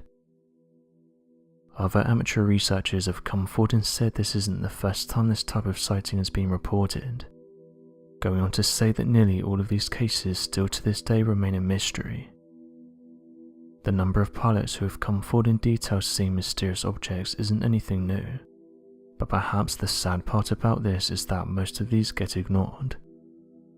It seems almost bizarre that someone like a pilot can report seeing something mysterious, and no further investigation is carried out.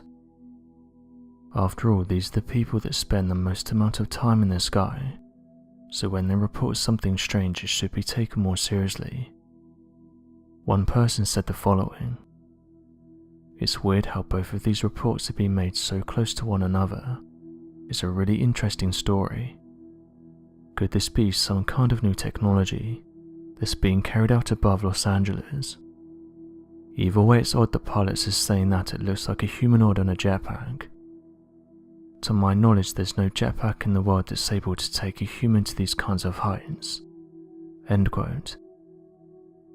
Back in 2014, news broke that pilots on a passenger plane were left confused when they witnessed a flying humanoid going past them at 3,500 feet. They couldn't wrap their heads around how a human was able to zip past them so quick, and secondly where it had come from.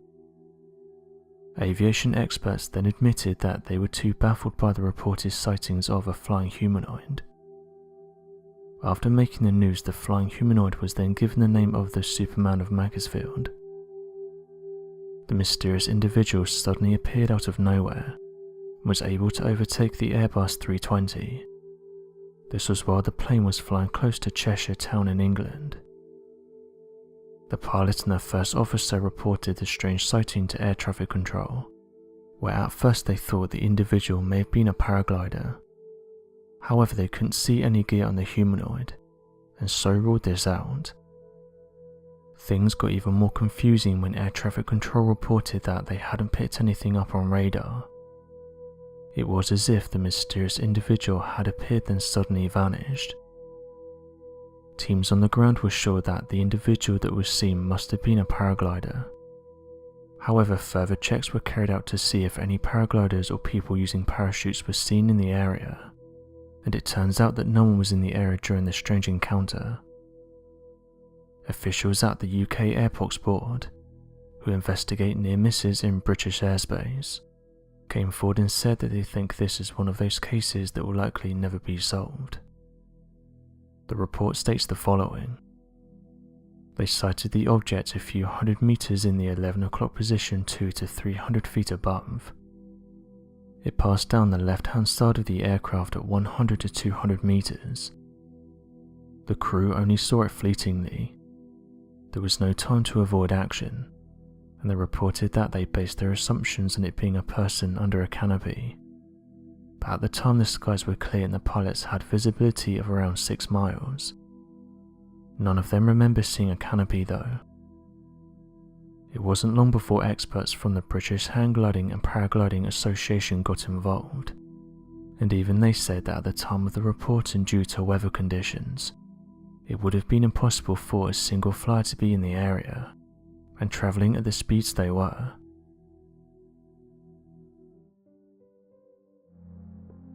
Photographs have been taken in India, showing what appears to be a mysterious entity walking the streets. The photos were even covered by the news, with them describing it as a large humanoid with long limbs, having a greyish and yellowish body that reflected light, a large head with 2 black eyes, and walking in a mysterious manner. Once the photographs were released, various theories were put forward by locals and those who saw the broadcast. Residents said that the humanoid could be seen walking down a road and walking across a bridge in Jharkhand, which is located in eastern India. The photographs started to emerge on the 28th of May, with residents saying that it could be seen near the newly constructed bridge, but said that they couldn't identify what it was or what it was doing there. Bikers in the region said they stopped to get a better look at it, saying that it stood out due to its skin that reflected their lights. When the photographs were posted to social media, people couldn't seem to agree on what they had captured, with some saying that it looks like an extraterrestrial, while others said it looks like the mythical skinwalker, a creature that's said to have the ability to take on the form of other creatures and disguise themselves, while some suggested it was just a resident in the region, although some pointed out if this was the case the locals wouldn't have acted the way they did. Others close to the region said there's been reports of witches throughout the area, and claim that this mysterious being may have been a churel. This creature is well known throughout India, Bangladesh and Pakistan, and it's been described as an entity that you wouldn't want to run into. The churel is described as the ghost of an impurified living thing. It is also known as the tree spirit, as it tends to latch onto trees in the jungles of Asia. She allegedly takes on the form of a beautiful woman, luring men she wants revenge on into the woods, only to take their life, or cause them to disappear never to be seen again. Churels are thought to come from women who've experienced an unnatural loss of life. This is often during pregnancy or childbirth, or as suffering at the hands of our in-laws. Often churels will haunt the men of a certain family, as the spirit of a mistreated woman related to them. Once appearing to men, again often in a jungle, the mountains or other remote places, she removes her cloak of beauty to reveal a monstrous creature. The true form of the churel is a woman with a horrid appearance. Depending on the country from which the legend originates, churels can have black tongues, no mouth at all, a face that resembles a pig, claw-like hands and fangs. Others suggested that the unknown entity may have been an extraterrestrial, saying that above the creature were strange red lights that were seen flying around the area, with locals saying that it seemed that the two were attached to each other. These mysterious lights worried the locals as they said that the being suddenly appeared out of nowhere. Those who live close to the bridge suggested that something bad may have happened there, and this is the reason why the entity was seen walking close to it. One idea that was put forward was that the humanoid in question may have been linked to the paranormal. Authorities in Jharkhand have told people to relax, and said that they're carrying out their own investigations into what happened, saying that they're currently talking to eyewitnesses who saw the individual, and that they hope to get to the bottom of what was seen. As of right now though, we have no answers. We only have eyewitness testimonies. Some eyewitnesses took to social media to voice their opinions. One person said the following: "I don't think we're seeing anything strange here. To me this just looks like someone with bad nutrition, something that is commonly seen here in India. It's giving off the illusion that it's something else, when I think that all we're seeing is a human that's skinny." End quote. Another person went down the route of suggesting it was linked to the mysterious lights. They had this to say: "Why were the mysterious lights seen in the sky just moments before this entity turned up?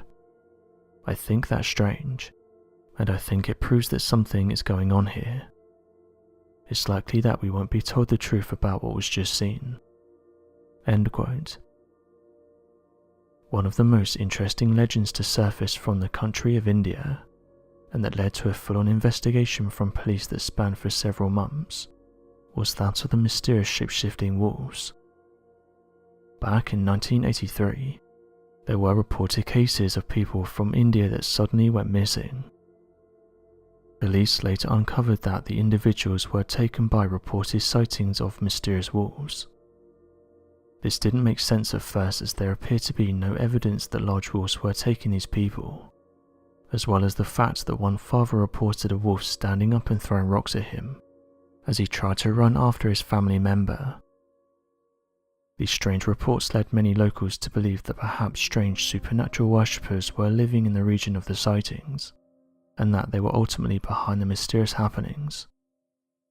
Sadly, no concrete evidence was ever uncovered that would help authorities answer what happened, and it's due to these stories that some have said that the same will happen again. There's also various areas spread across India that talk of mysterious entities, with locals saying that during the night in certain areas, no one dares to venture outside, saying that those who have often gone missing and are never seen from again. It's one of the reasons why locals will keep their distance if they see something like this. As mentioned though, as of right now authorities are investigating the matter and have said that once they have an answer for what was seen, they will update the general public.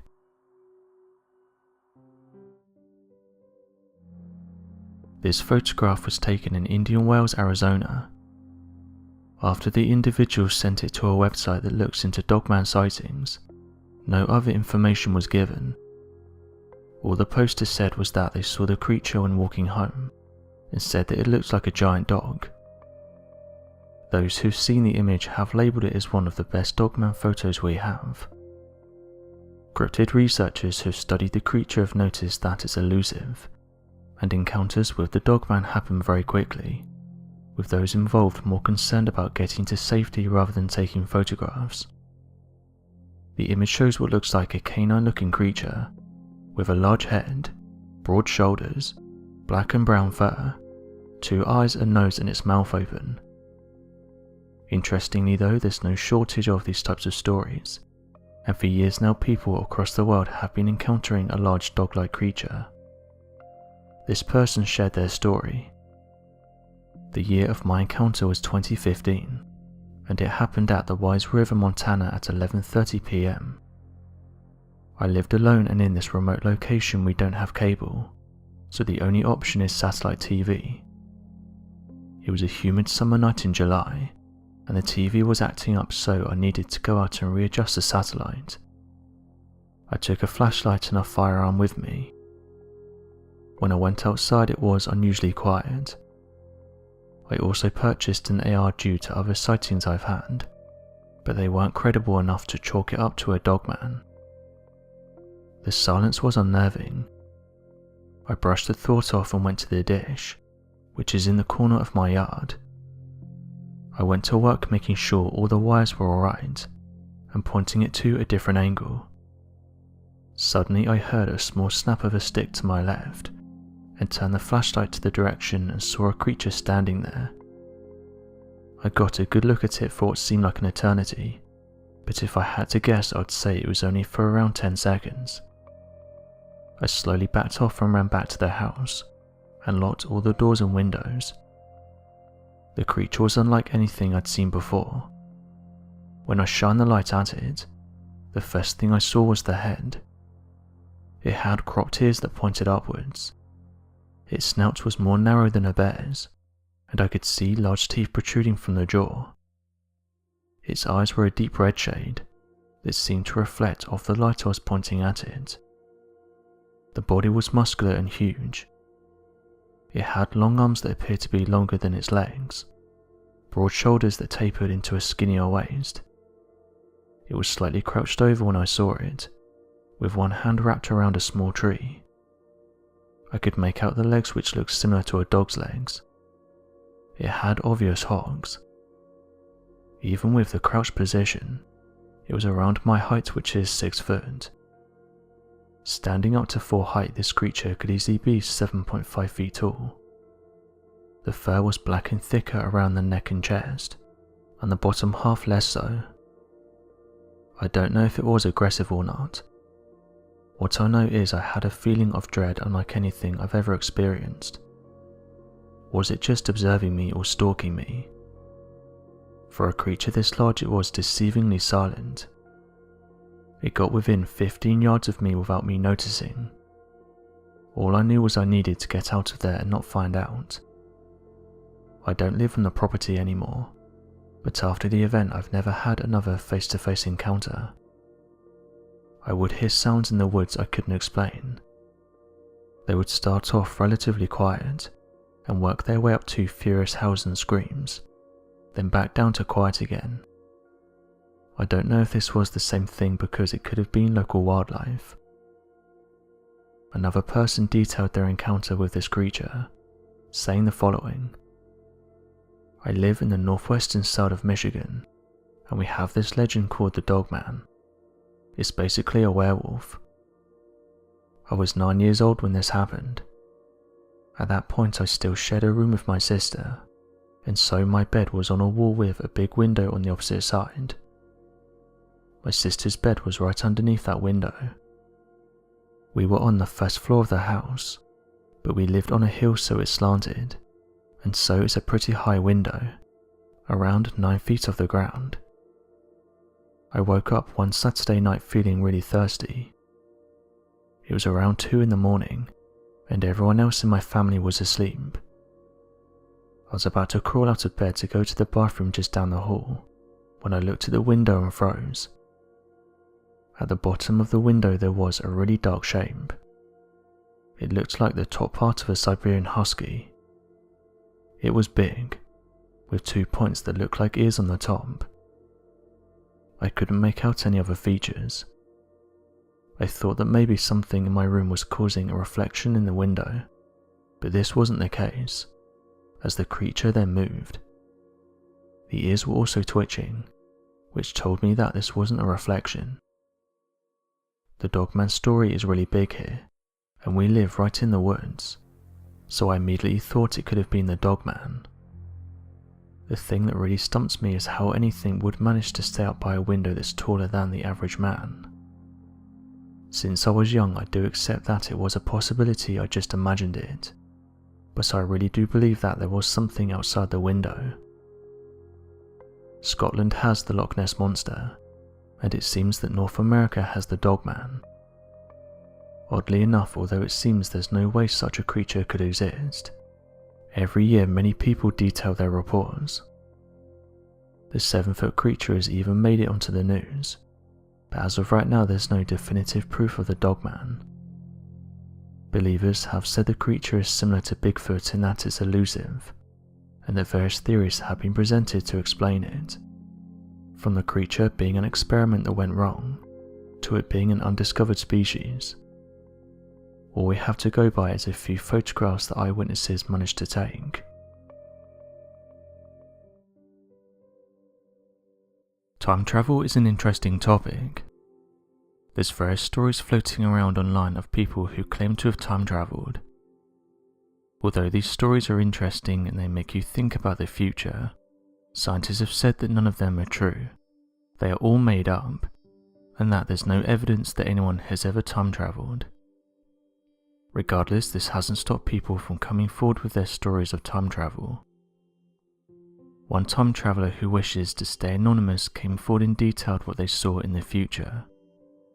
They said that they worked for a government project that selected a few individuals to be part of a top secret mission. The man didn't go into detail about the project, but said that during the process the candidates were kept in the dark in regards to what the mission was about, and didn't find out until last minute that they would be part of a group that would time travel. The only credentials he listed was that he was high up in the military, had dedicated his life to their services, didn't have family and didn't have any children, saying that this was one of the requirements needed in order to be part of the team.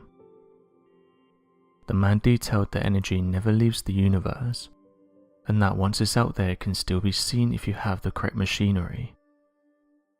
The device that allowed him to time travel would lock onto these clusters of energy that were floating around in the universe, and in turn the machine would turn them into moving images.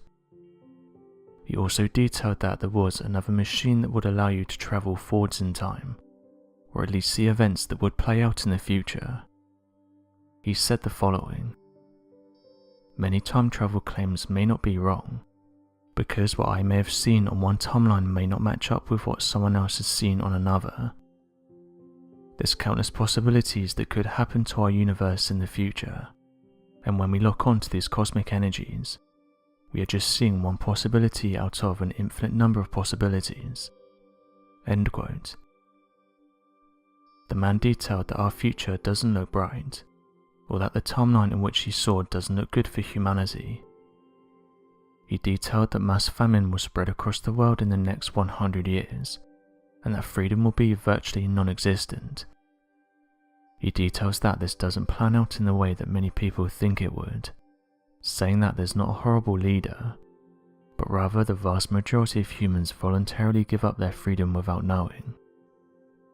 He said that doing basic things in the future will be tough for the majority of humanity, also noting that the human population levels out at around 10 billion people. He says that by 2150, 4 billion people will be very poor and will struggle to drink and eat. He said that there will be an overruling one world government that will lay out plans to help these people live, but in doing so the majority of their freedom will be given up because they can't afford to own anything. The man ended by saying this is just one outcome he saw, and that it doesn't necessarily mean that it will come true. Regardless though, he did warn that if we stay on the same path we're on, it will greatly affect humanity in the long run.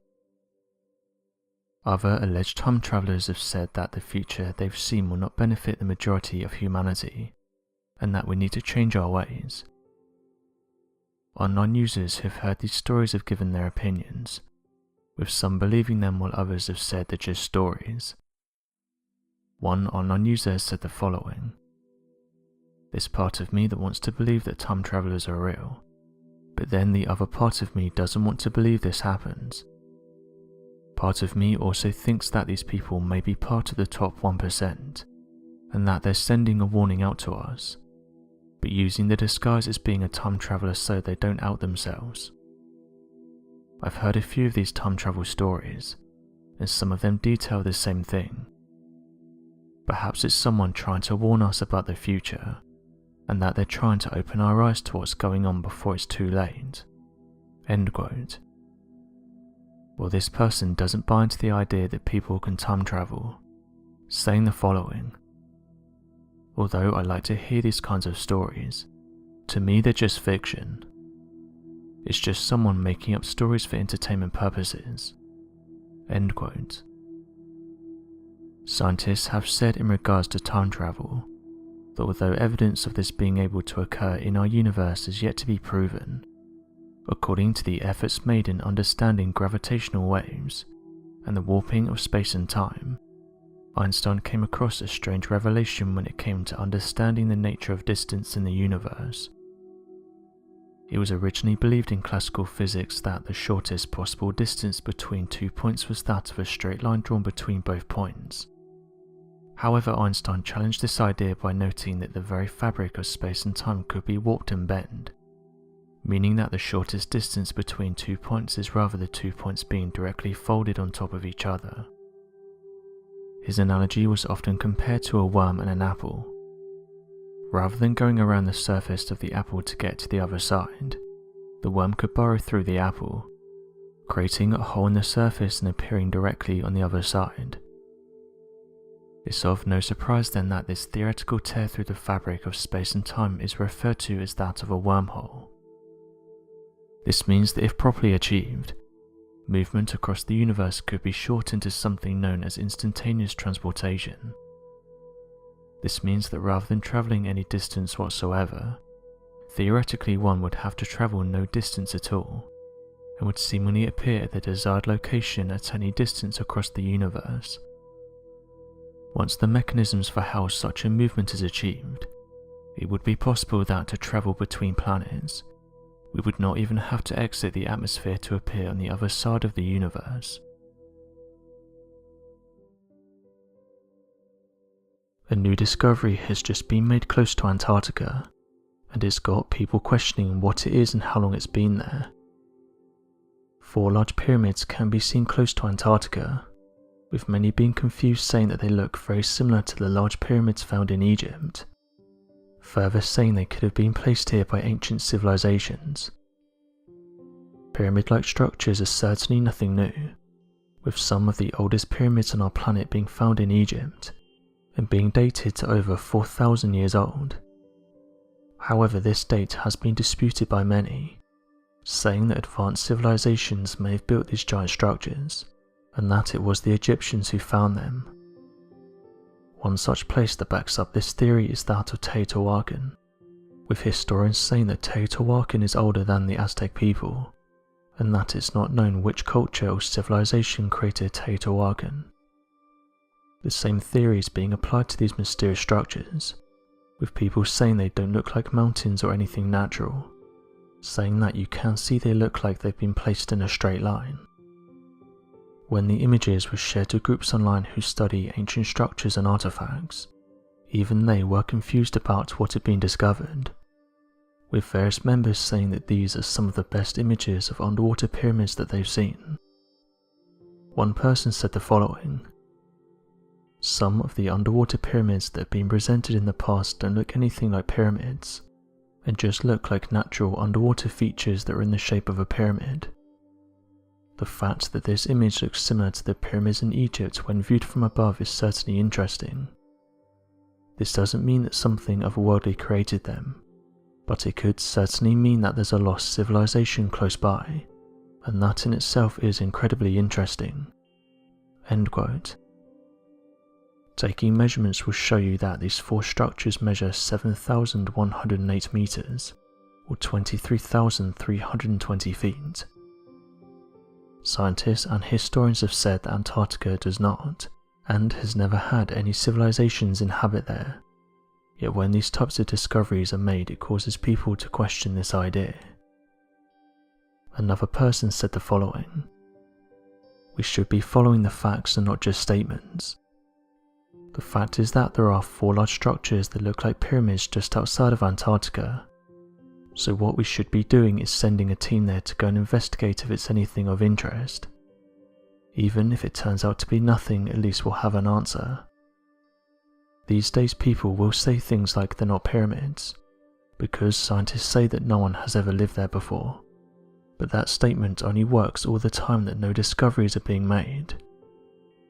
Every year we are finding out more and more things about Antarctica, and we shouldn't be afraid of going against the grain when interesting discoveries are being made. End quote. This is a fair statement, as in the past many scientists have been proven wrong. One of these examples is that of the coelacanth. This creature was swimming around in our oceans hundreds of millions of years ago, and scientists said they became extinct around 80 million years ago. But in 1938 a living coelacanth was discovered in the Indian Ocean, near the southern coast of Africa. Incredibly, these creatures have been living since the time of the dinosaurs. With this much evidence gathered by the scientific community, it's no surprise then that it appears there are large tales involving the existence of real-life encounters with ancient creatures, and these have continued into the modern day. It's creatures like the coelacanth that prove that scientists can be wrong, and the same applies with these kinds of structures.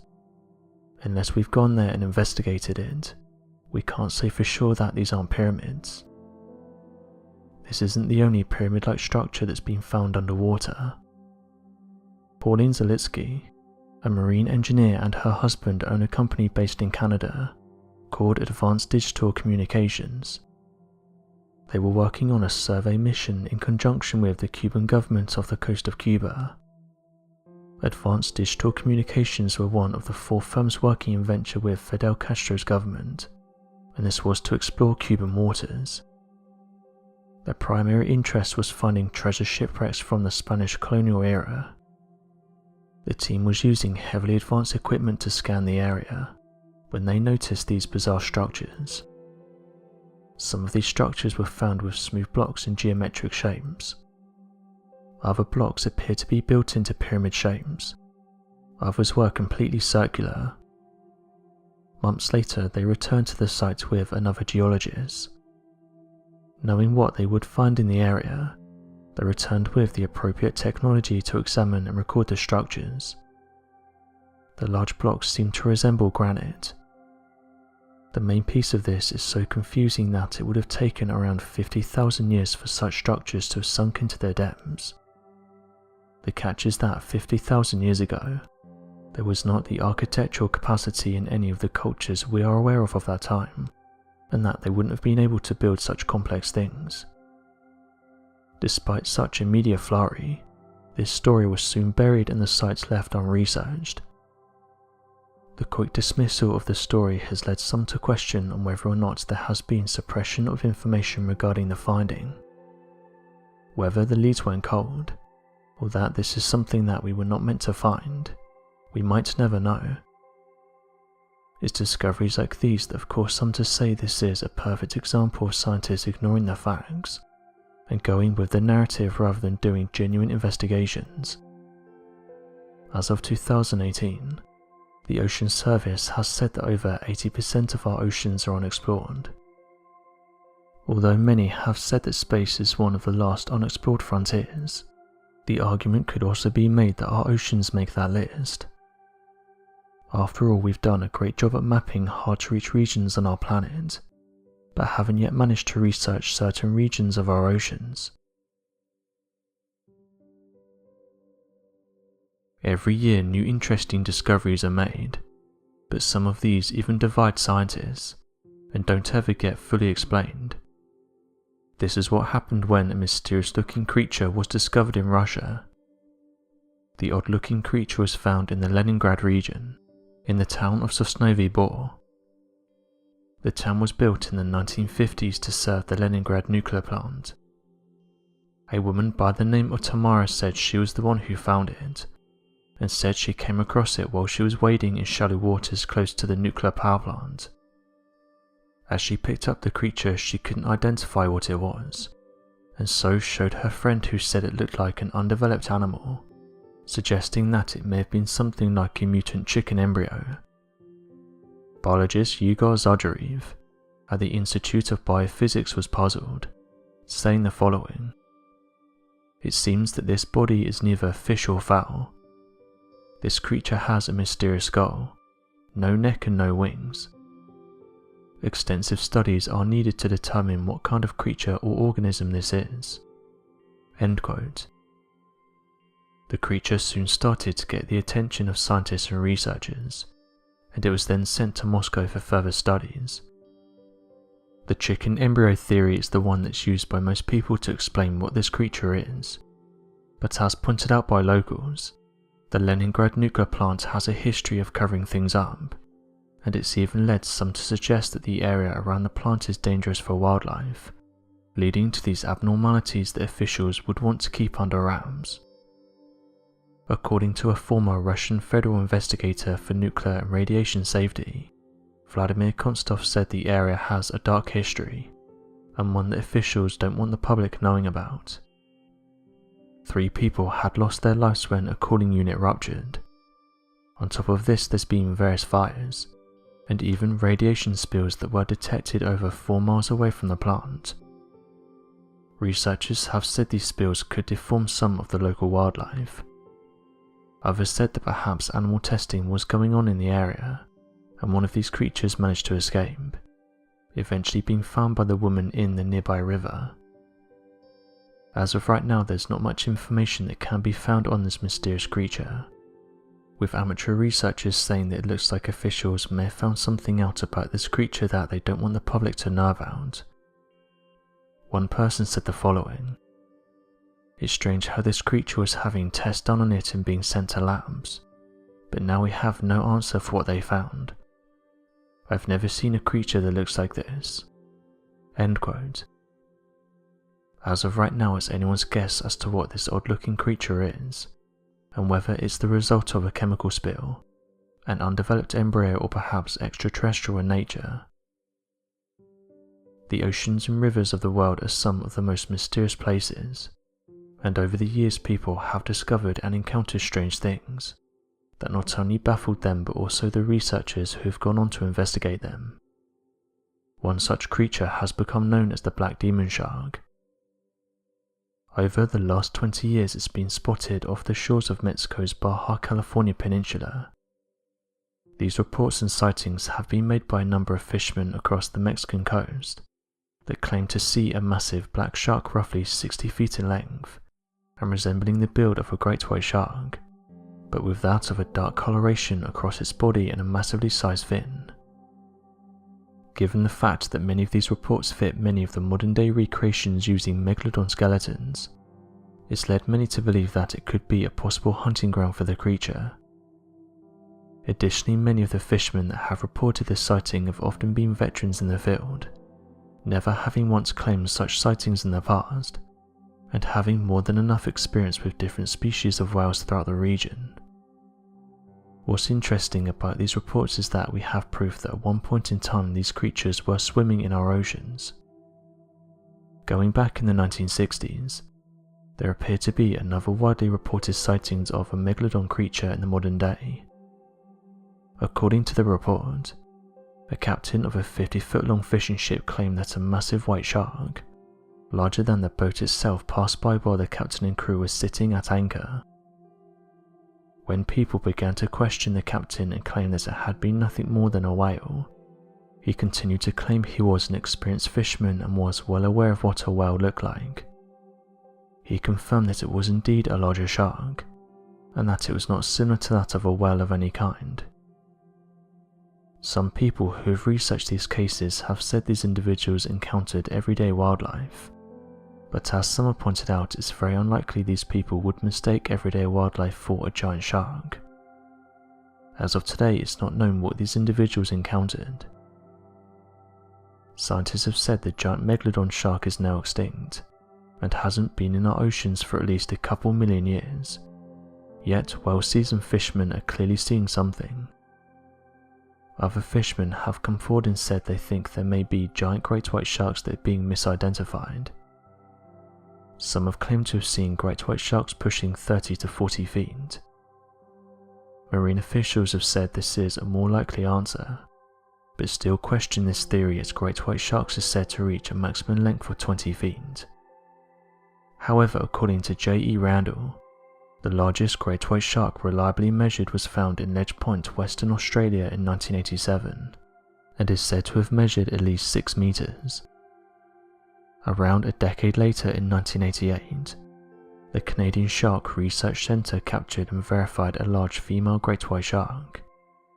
This was off the coast of Alberta and Prince Edward Island, and it measured 6.1 meters.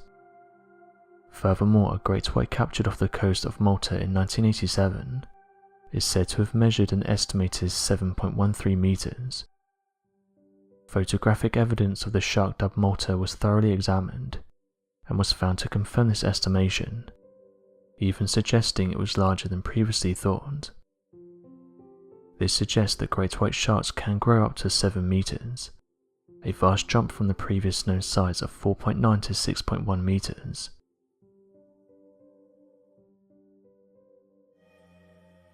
The incredible civilization of ancient Egypt is one that's not only impressive, but also shrouded in mystery. Every year people take photographs of the impressive structures, but once in a while a photograph will be shared that shows something mysterious in the background. This is what happened when someone took this photograph of the iconic structures. The image in question seems to show 2 pyramid-like objects, along with 2 white orbs. This excited many UFO researchers, as for years they've been saying that the Egyptians were visited by extraterrestrials.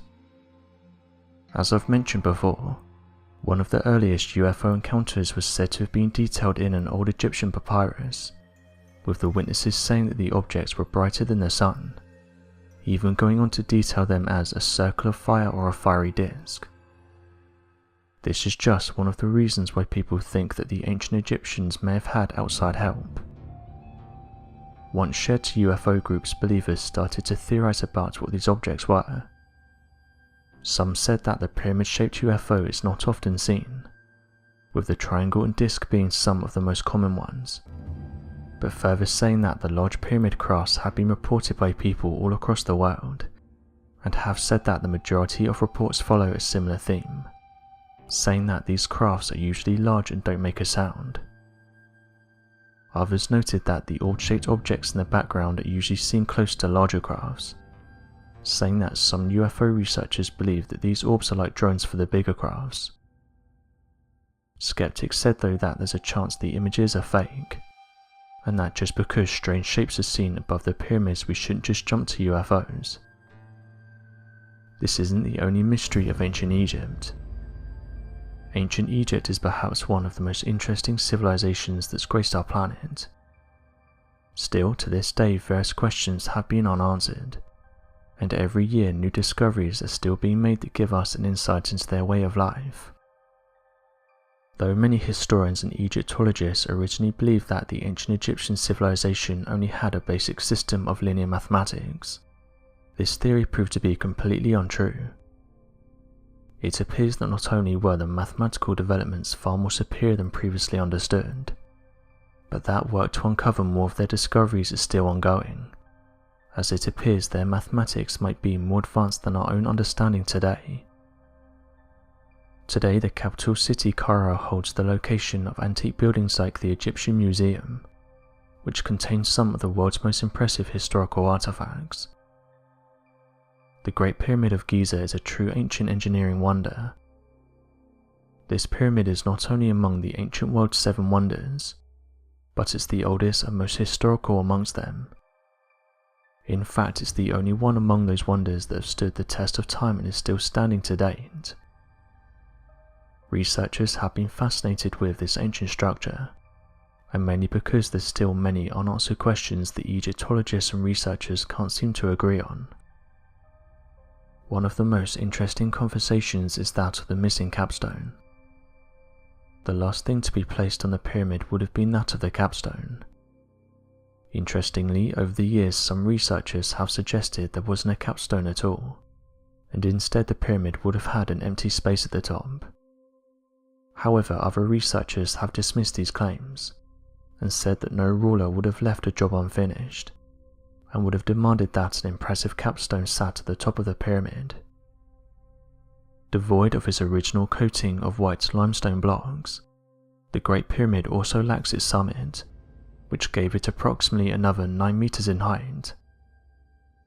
Many people believe that the capstone of the Great Pyramid of Giza was made of gold, and it was somehow removed from the top of the pyramid in the distant past.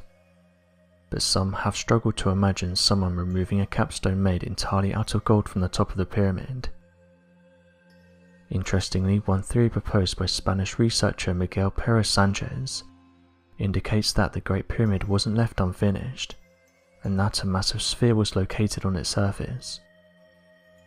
Perez Sanchez proposes that the sphere the ancient Egyptians placed at the top of the pyramid symbolizes the Eye of Horus, and had a diameter of 2,718 royal cubits of 2.7 meters. The sphere located on the pyramid was placed as a worship to the sun and Sirius, the brightest star in the sky. In addition of the sphere located on the top of the pyramid, analysis enabled researchers to find out the inclination angle of 5184 degrees, the platform that supported the sphere with a pi perimeter of royal cubits, and the height of the pyramidal vertex of 277,778 cubits. According to Perez Sanchez, the discovery of the original shape and dimensions of the Great Pyramid, its reconstruction and analysis revealed an architecture made of pure mathematics, geometry and astronomy. Many have said that such an impressive structure must hold all kinds of secrets. There's no doubt that a lot of hard work and resilience went into building this giant structure, which some researchers have said was initially built as a tomb. Studies have shown that it must have taken roughly a decade or two to build this structure. Standing at 481 feet at the time, the pyramid would have held the title of the tallest structure any man has ever built. Although researchers and explorers cannot boldly say that they've uncovered all of the secrets of the Great Pyramid just yet, they have uncovered quite a lot of its secrets in the past couple of years. The Great Pyramid of Giza is estimated to have a volume of around 2,583,283 cubic meters. This data goes to show that this pyramid is a truly monumental structure. In order to build such a massive structure, millions of stones each weighing an average of 3 tons were moved to the site. Tons of granite and millions of limestone were also made use of to build this incredible piece of art. As huge as the Great Pyramid of Giza is, there are many who believe that the builders weren't actually able to complete its construction, and that they may have had help.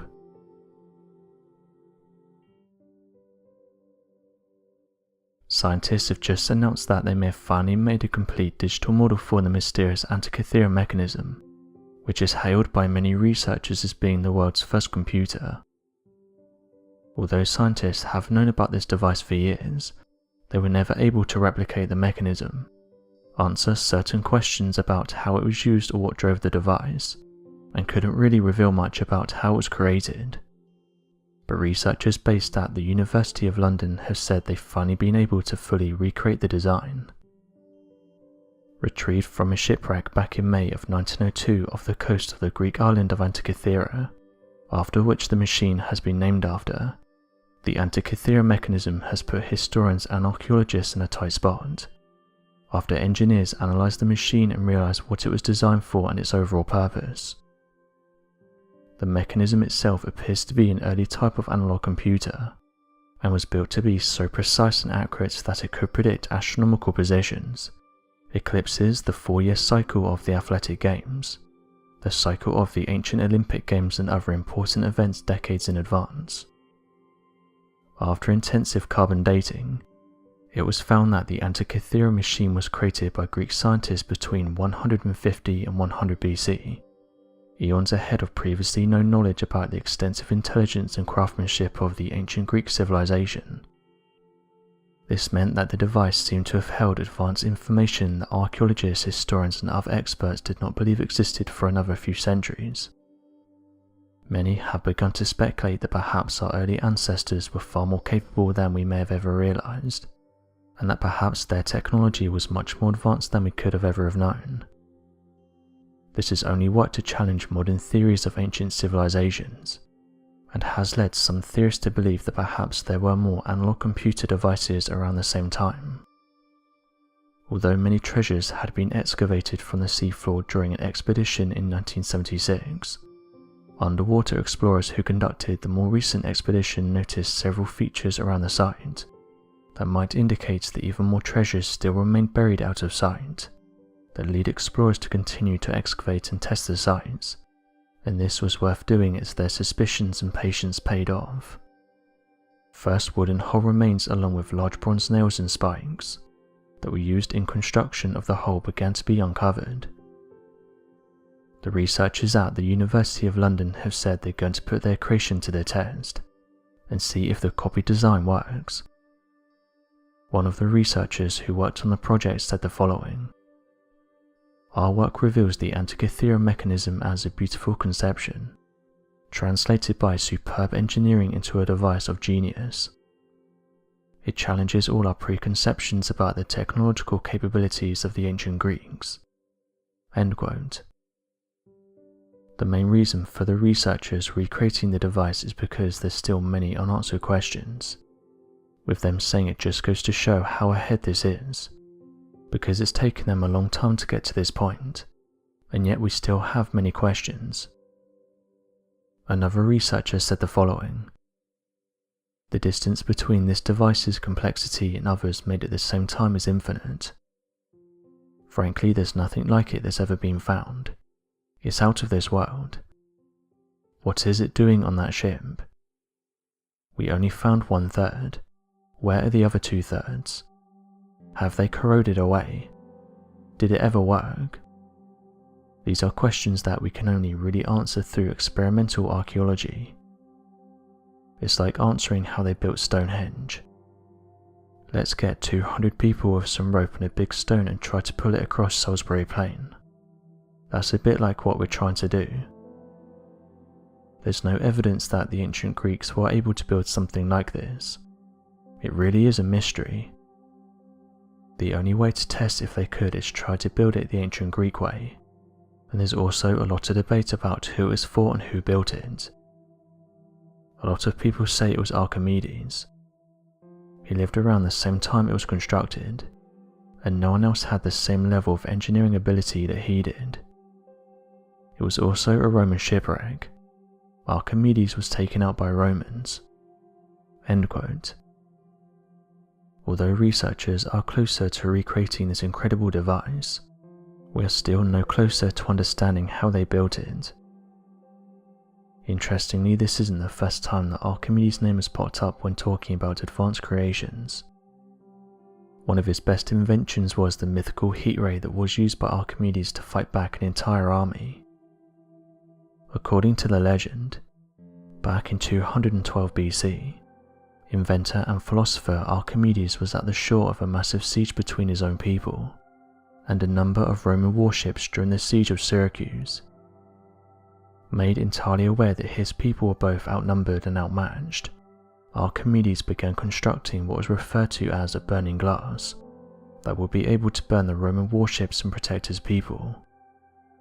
A number of the legends and different variations exist that claims he used one large mirror to reflect the direct sunlight, whereas others claim he used the shields of 70 soldiers to redirect the light at the warships to catch them on fire.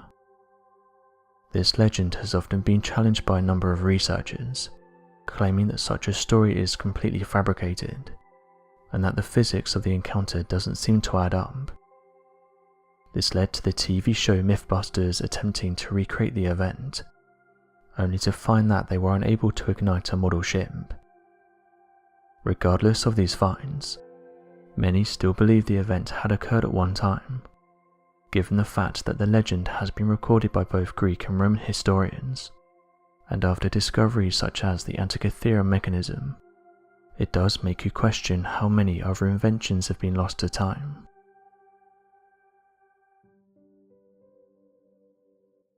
The Megalodon shark is one of the most interesting prehistoric creatures, mainly because we know so little about it. Although scientists know that it would have had one of the strongest bite forces of any animal, would feast on ancient whales, sea lions, turtles and other large mammals, and would dominate the areas it swam in, things like their true size, how they lived and what caused their demise is greatly debated. For example, over the past year, researchers have announced that Megalodon was smaller than they thought, only to take that statement back and announce that they think the Megalodon is actually bigger than their previous estimates.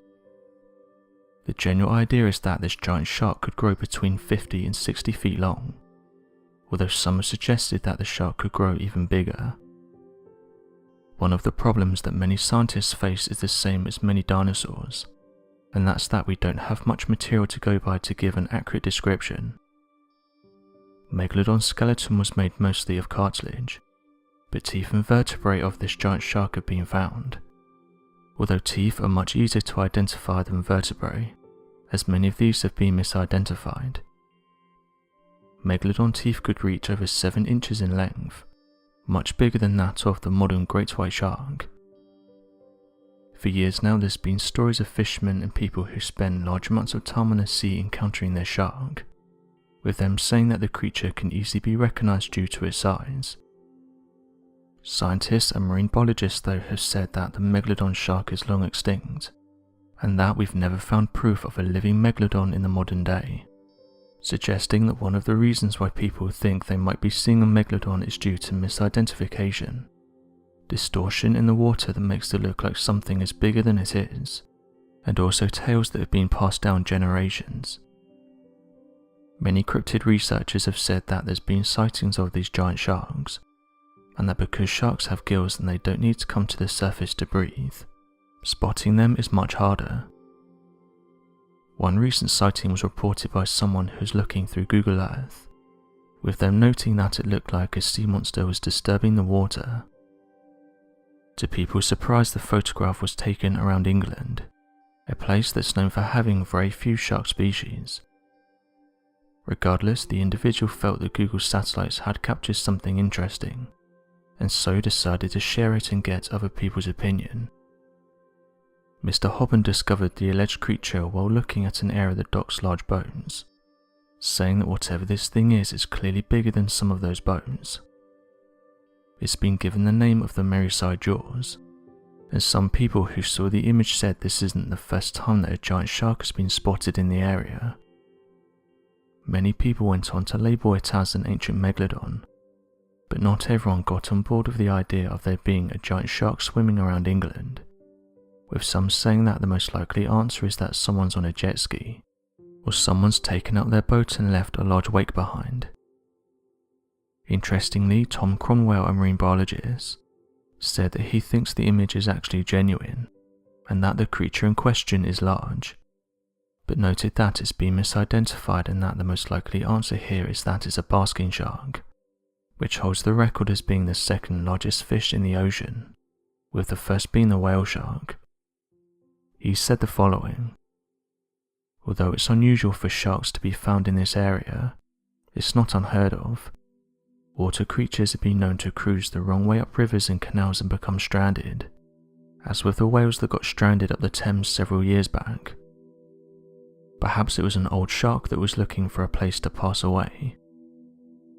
Although this is the most accepted idea, cryptid researchers have said that we can't ignore the fact that the majority of our oceans remain unexplored, and that there could be giant sharks lurking under our ocean that science is not aware of, with some noting that scientists said this coelacanth was swimming around in our oceans hundreds of millions of years ago, and scientists said they became extinct around 80 million years ago. But in 1938 a living coelacanth was discovered in the Indian Ocean, near the southern coast of Africa. Incredibly, these creatures have been living since the time of the dinosaurs. With this much evidence gathered by scientists, it's no surprise then that it appears that there's large tales involving the existence of real-life encounters with ancient creatures. It's creatures like the coelacanth that have led some to believe that there's a small possibility that the megalodon could still be out there. There's some who have gone on to question the true size of a great white shark, saying that modern day researchers will give a maximum length of 18 to 20 feet, but fishermen around Africa and Australia have said they've seen much bigger specimens, and estimate these are reaching almost 30 to 35 feet. In fact, the Guinness Book of World Records listed a great white shark caught in the 1870s near Port Fairy in southern Australia waters as one of the largest. This great white shark was said to be measured 10.9 meters, much larger than any other specimen that's been discovered. For many years scientists have questioned the true size of this shark, as no proper scientific process was used in validating the true size. The oceans are still very much a mystery. Every year underwater researchers are making incredible discoveries, showing us that there's still a lot to learn about our oceans.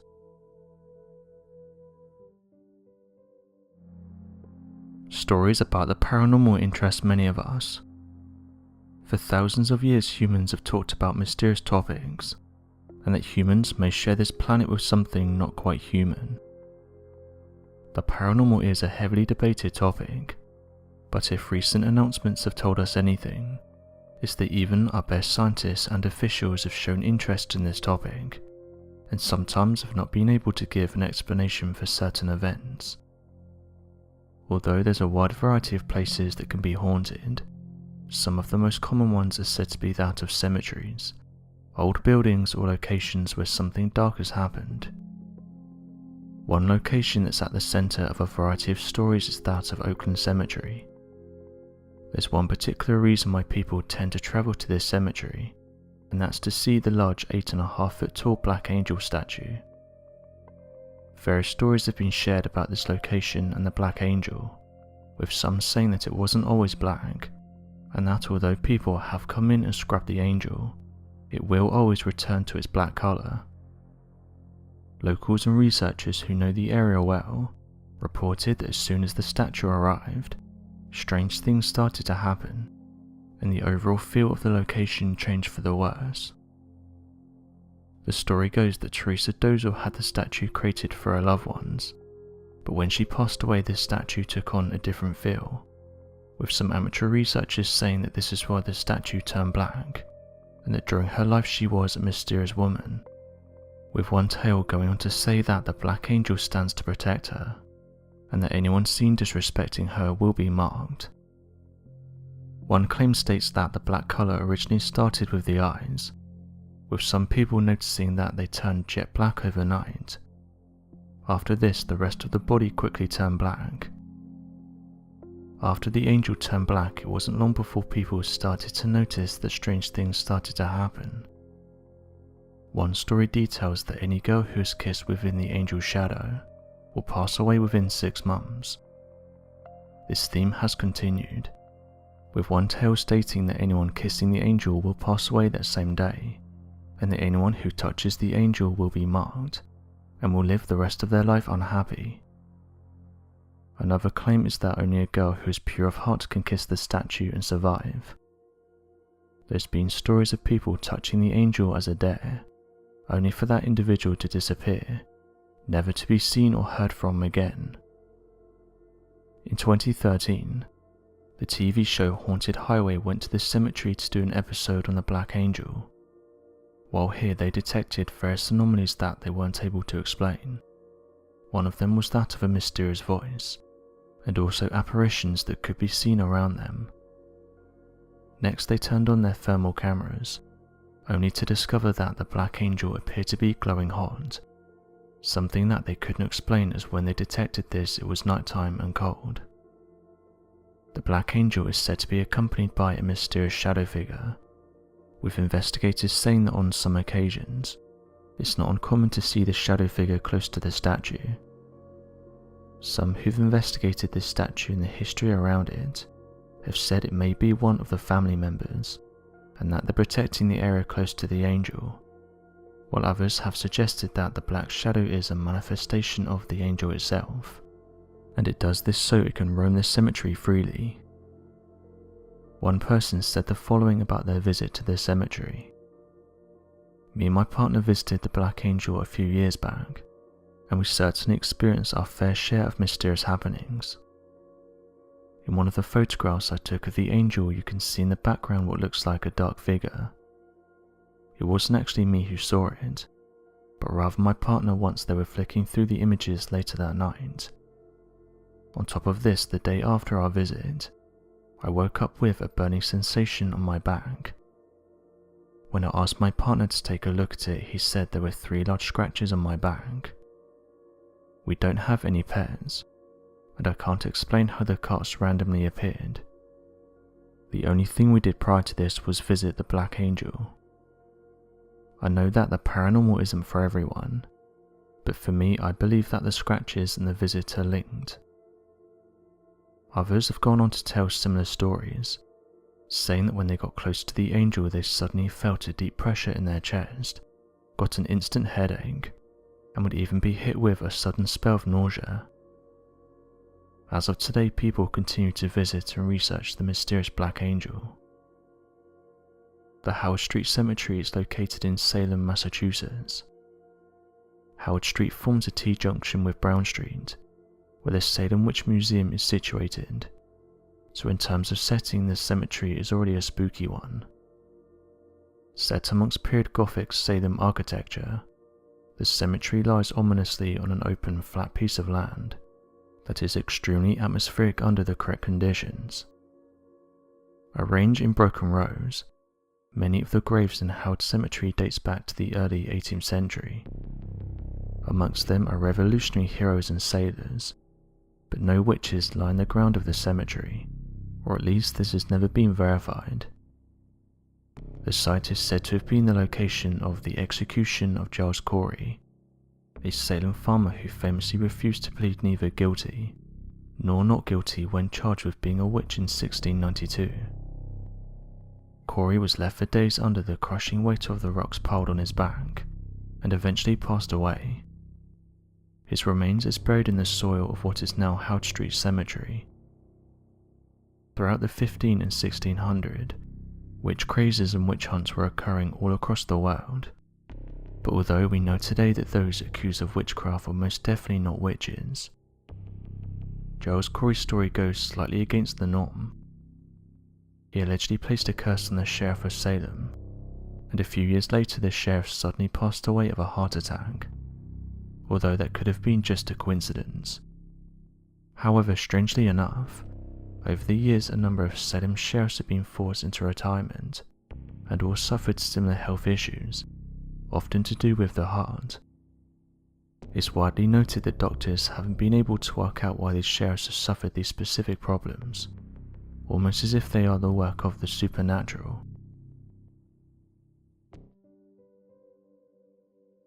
On any given day, there can be up to 5,000 planes in the sky. Watchtower employees and those who plane watch have caught some interesting things on camera. Although some of these include tense moments, some have baffled even those that spend a large part of their life in and around airports. One clip shows someone videoing a plane taking off. In the background though, they accidentally capture something that's baffled many who have seen it.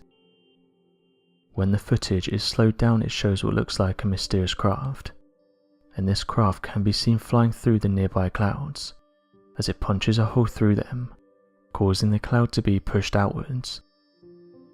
Those who saw it said the object must have been travelling extremely fast, saying that normally passenger planes usually take off at speeds of between 140 and 170 miles per hour, and this thing was clearly going much faster.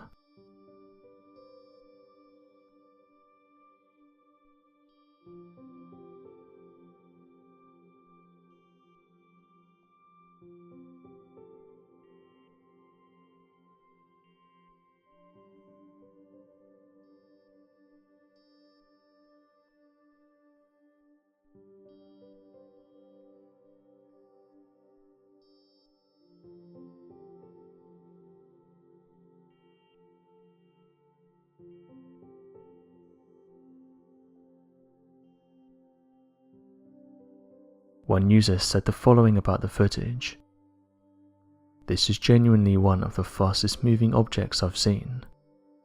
It's gone within seconds. That plane is nowhere near as fast as that object." End quote. While another user said the following: "I find it hard to believe that it is a plane or a jet. One, because the object is moving too fast, and secondly because I don't think a high-tech plane would be flying so close to a plane that has passengers on it. It's a safety risk. This definitely isn't a drone either. This is a strange one." End quote. The footage was said to have been captured above Orlando Airport sometime back in 2011, and some who live within the area commented that seeing UFOs above Florida isn't anything new. In fact, one commercial airline pilot detailed their encounter with a mysterious craft they couldn't identify. They said that whatever this thing was easily overtook them, saying that it was travelling at speeds exceeding 4,000 miles per hour. He said that he watched as this thing covered the curvature of the Earth within a few seconds. The pilot said he'd never seen anything so quick in his life. As with most of these posts, they also had a few skeptics, with some of them pointing out that the footage is fake and has most likely been edited. Others though don't believe this, and even posted their personal stories with UFOs above Florida, with some eyewitnesses saying that they think Florida is somewhat of a hotspot. In fact, this is backed up by MUFON, who reported that back in 2020, Florida and California reported the most UFO sightings. As of right now, this mysterious video is still being shared online. One of the most famous incidents involving that of a UFO and a plane was that of the 1976 Tehran UFO incident. This UFO incident is based on a chase that was carried out by two planes that belonged to the Iranian army. During this chase, the pilots of the Iranian army tried to shoot down a mysterious object using their weapons, but this proved useless.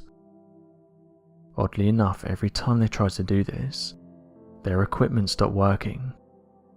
This also happened when they approached the object. In 1976, the Imperial Air Force was informed of different reports and sightings of the strange objects. This was alarming to all those who witnessed it, since it was a never-before-seen object.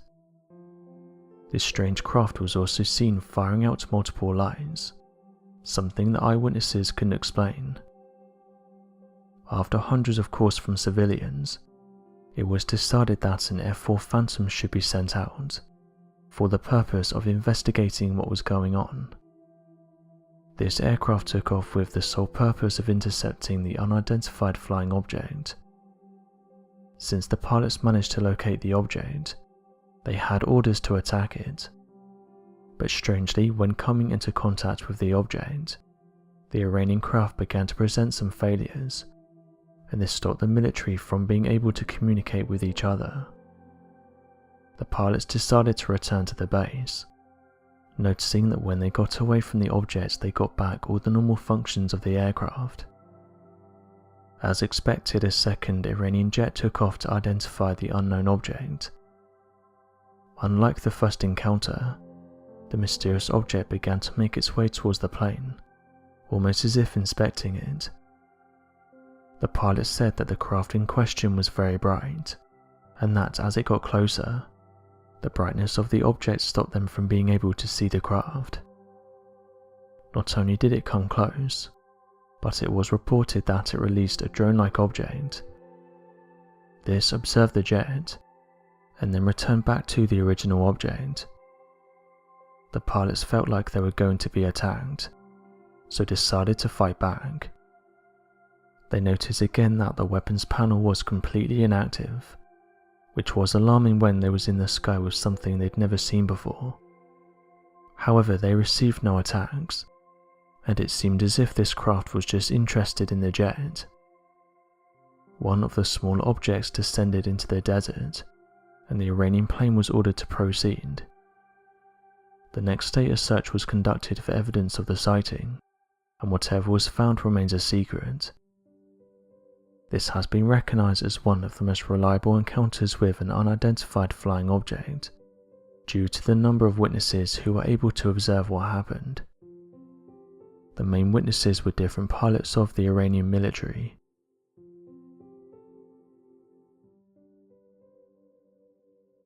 The world of mysterious crafts is an interesting one. Some will take you nowhere, and others will lead you down paths that will open your eyes to the strange things that go on in our world. Many of these stories and claims grab the attention of people worldwide, not only because millions are interested, but because some have experienced strange things themselves. Every year it seems that new information comes out about mysterious crafts, and recently many people who weren't initially interested have been introduced to the strange topic of mysterious flying objects. Someone has just sent me this strange photograph of a flying object, which can be seen next to a helicopter, saying that they found it on a Facebook group, and that they didn't know what to make of it, saying that if it's genuine it's one of the clearest UFOs that they've ever seen. The group it was posted to couldn't reveal much about it, and users were discussing whether it was genuine and what it shows. Reverse image searches didn't bring up anything, and everyone seemed to have a slightly different opinion on where the photograph originated from, with some people saying that the photograph was leaked by an insider and was posted to a forum that discusses mysterious flying objects, while others said that it's just been shared between UFO believers. As of right now, some of the major UFO websites haven't shared the image, with users who are commenting on the post saying that this is the first time they've seen this photograph. One user had this to say: "This is amazing footage of a high quality UFO. People are forever saying that we don't have high quality photographs of UFOs, but now we finally have one. It would be great if we found out more about this photograph, but perhaps more information will be revealed in the coming days."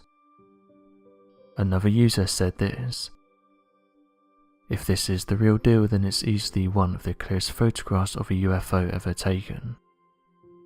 The issue that I have with these super clear images is that something just seems off. I'm not sure if it was created using CGI or some other effect, but something just seems off. This is one of the problems when high quality UFO photographs are shared online. People immediately think that they're fake, because the mountains of UFO evidence we have so far usually show them as being blurry." Another idea people suggested was that this could be from a TV show or a movie, and that it might be from one that's not very well known.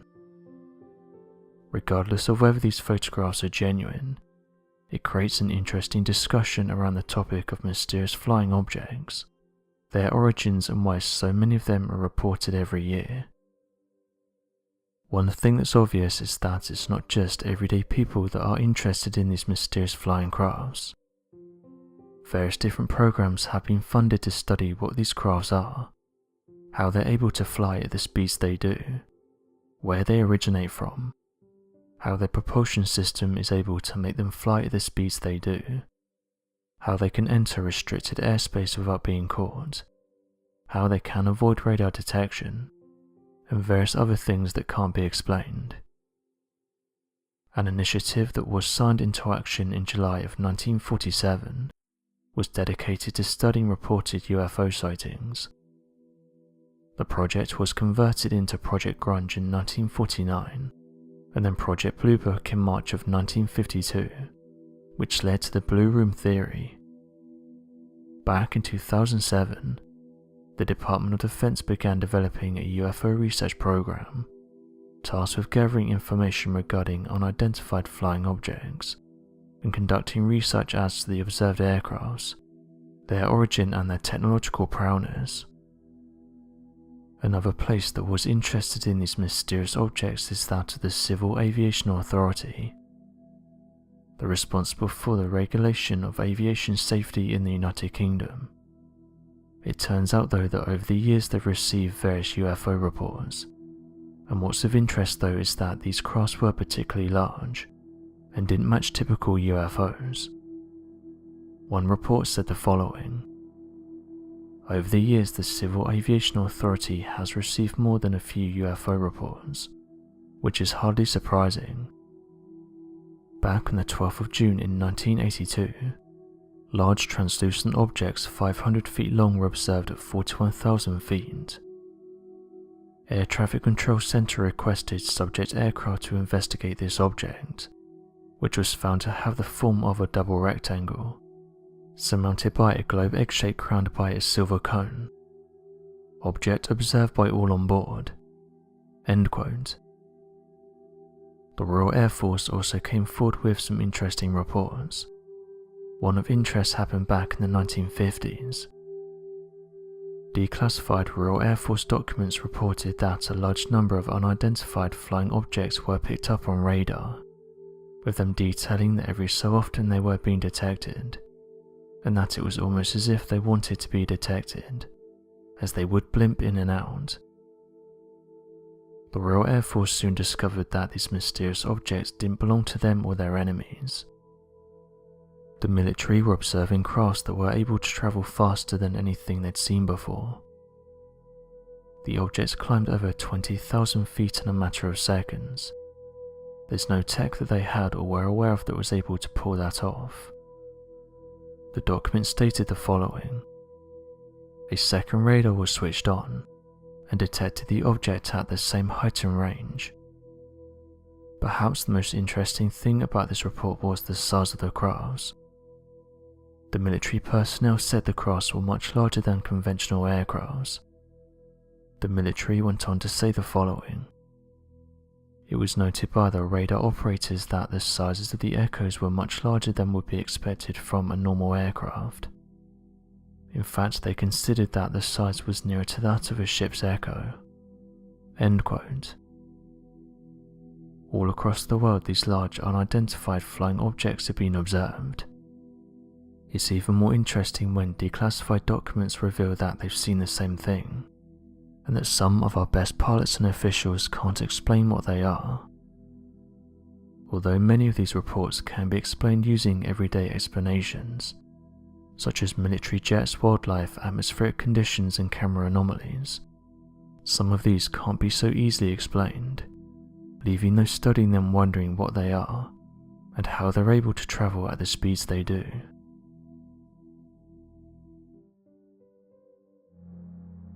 Since the early 1990s, there have been stories about black-eyed children. These entities are said to have a dark presence, and whenever someone encounters them they feel uneasy.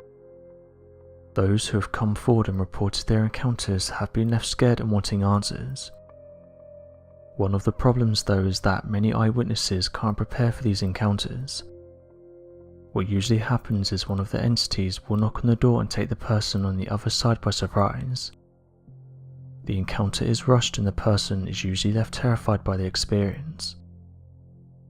People that have experienced black-eyed children have said they've never encountered these individuals before, which has led paranormal researchers to say that the encounters seem random and not planned. This story was sent to me a while back and revolves around a woman who had a creepy encounter. The woman said the following: "My name is Lisa and I live in Telford. My boyfriend came over to stay on this particular night and we decided to go for a walk. Where I live is a beautiful place and I generally feel very safe where I am. After eating dinner we decided to head out for our walk. Everything was fine, but around 40 minutes in we noticed something strange. After being midway through our walk, my boyfriend picked up on the fact that we were being followed by a child. I looked back and I saw the little girl. However, I couldn't really make out what she looked like because it was dark. My boyfriend asked me whether we should go over and see if they're okay, but I thought she may have been with her family.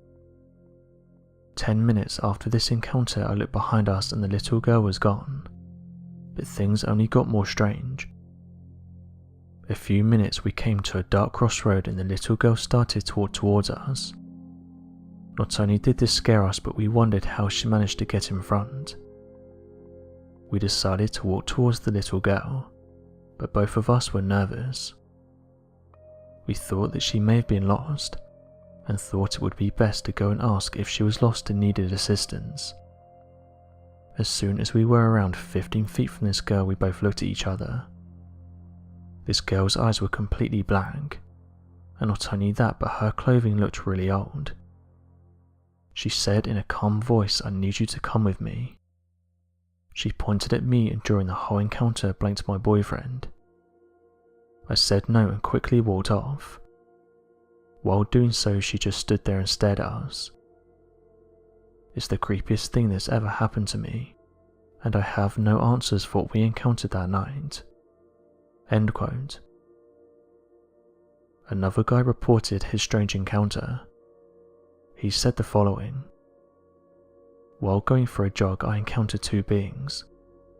I don't want to call them children because something wasn't right.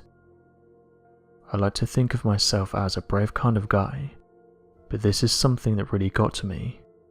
In fact, it stayed with me to this day.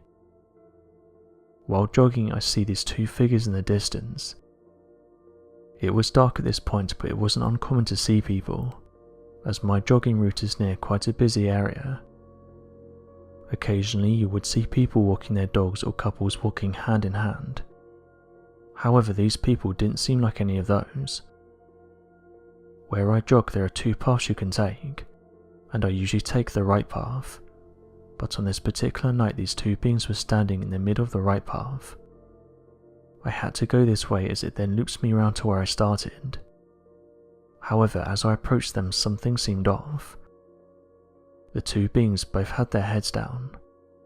One was a girl and the other was a boy. I took my headphones out and started to get worried. I thought that perhaps they were lost or needed help. As I approached though, I could see the boy kept looking up and then back down really quickly, almost as if to see how close I was getting. This immediately put me on edge as it came across as weird. I asked them if they needed help and this was when I was taken back. Both of them had dark black eyes. I felt like I was being drawn into them. They asked me if I could give them a ride home. I explained that they could see me running down the path and that I didn't have my car close by. I asked where they were from and they said that's not important. They asked me if I'd let them in my house to use the telephone. At this point I really started to panic and pretended I had a phone call. I then made a quick getaway. The reason I don't like to call them children is because something was off. These beings talked in a strange way. They sounded too intelligent for their age. They also used old words that don't get used nowadays. You may think it's strange that I ran off, but these beings weren't normal. They did not act scared but were actually rather intimidating. The way they stared at me with their black eyes just freaked me out. I also got a bad feeling inside when I was around them. End quote. This last story features a man who is alone with his daughter.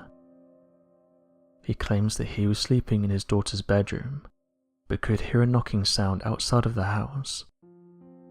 He thought it may have been one of the neighbour's cats, and so tried to fall back asleep, but this odd noise continued. The man looked around his house and could see two figures standing outside the window. He then saw them walk around and knock on the front door. Both were boys aged between 9 and 12 years old. The man also noticed that they gave off a mouldy odour. The boys asked the man, "May we use your telegraph?"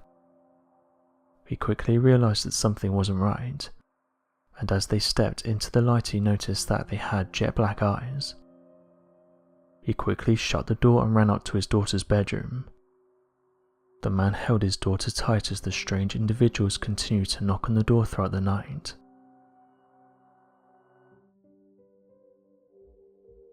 Strange discoveries are made all the time by everyday people.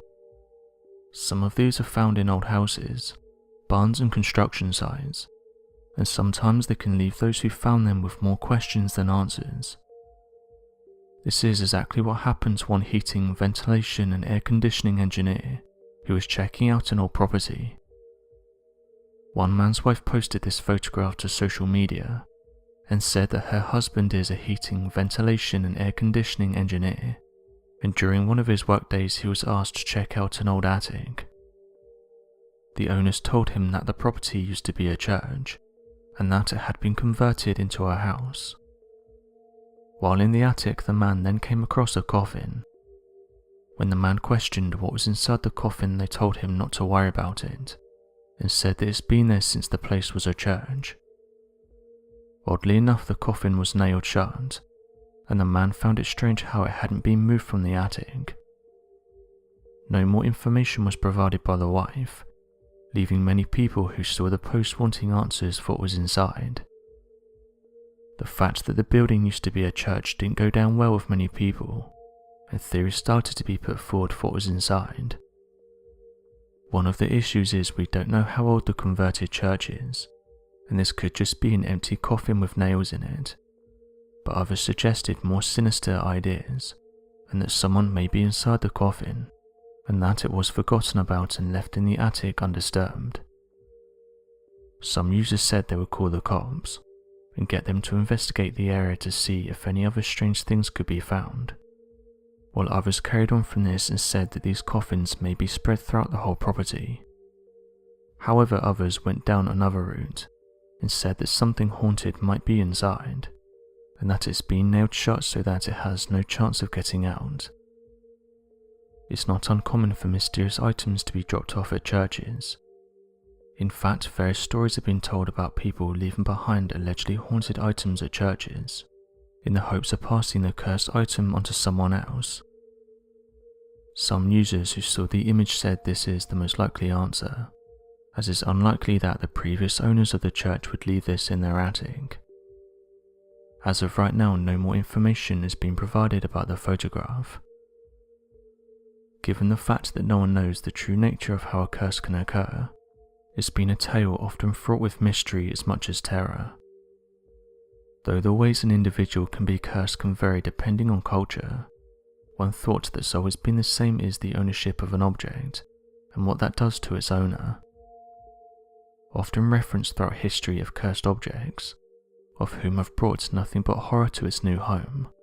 This seems to be a retelling of these same themes to this day in modern tales of cursed objects, that still find themselves in the ownerships of families filled with misfortune. Another mysterious find that was made in an attic is this one. The family in question was said to have purchased the doll for their daughter one Christmas. At the time, the doll was loved by the young girl, but as with most toys, the girl stopped playing with it, and so it was placed in the attic. When the daughter was old enough to move out, she asked her parents about the doll, and if they still had it, and they said that they remembered placing it in the attic. After this, they all decided that because the daughter is moving out, it would be a good time to clean out the attic to see what else was up there. The girl remembered that when it was put in the attic, it was in good condition and didn't have any marks on it. She, along with the family, were looking forward to seeing the old doll, as they thought it would bring back happy memories. However, when taking the doll out the box, the family made an eerie discovery. The once pretty doll now looked old and wrinkled. In fact, the family members described the doll as looking aged, and that it even looked like it had been mummified, describing the doll's face as being skin-like, and said that it seemed to have wrinkles running across its entire face. Not surprisingly, the family soon got rid of the doll, as it began to freak them out. Some who've seen the photographs have put forward the idea of what happened. One online user said that this doll could be haunted, and that after being left in the attic it began to take on a life of its own. Others suggested that because the doll was left for so long it began to crack, and became discoloured. One thing the family couldn't explain is how the doll seemed to have aged. Others who went with the paranormal said that these dolls can be vessels for entities.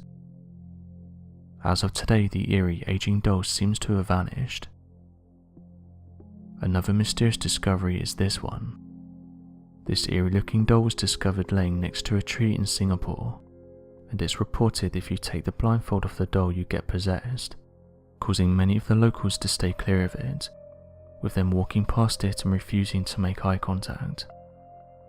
It's said the owner left it here on purpose after experiencing the paranormal, and after investigations were carried out, it was reported that they covered up the eyes because during the nights they allegedly moved. According to locals, the blindfold has the word Bishmala written on it, which is an Arabic phrase meaning in the name of God. The owner reported that the doll would move on its own and would talk throughout the night. Interestingly, the original story details that the only way to get rid of it and to make sure it doesn't come back is to cover its eyesight and ensure that it's passed on to someone else. When this cycle is continued, the curse will pass on to the next person. Despite the countless skeptics and claims against the alien awareness movement, a massive amount of witness accounts and substantial scientific evidence has come forward over the years surrounding the existence of extraterrestrial life and the proof surrounding their visitations of our planet. Terrell Copeland's story is one that's fascinated many. The former US Marine is from Virginia and details he's had several UFO encounters, going on to say that one of these crafts even abducted him. The US Marine's story is often brought up because believers say it's hard to dismiss. In 2009, he and 1,500 people held a secret meeting in a small New England town. The meeting was attended by those who were interested to learn about UFOs and aliens. In the meeting, Copeland opened up and revealed that back in 2005, he witnessed a mysterious triangular craft in the sky, saying that it was hovering above a shopping centre. It's important to note that the triangular-shaped craft is somewhat of a mystery.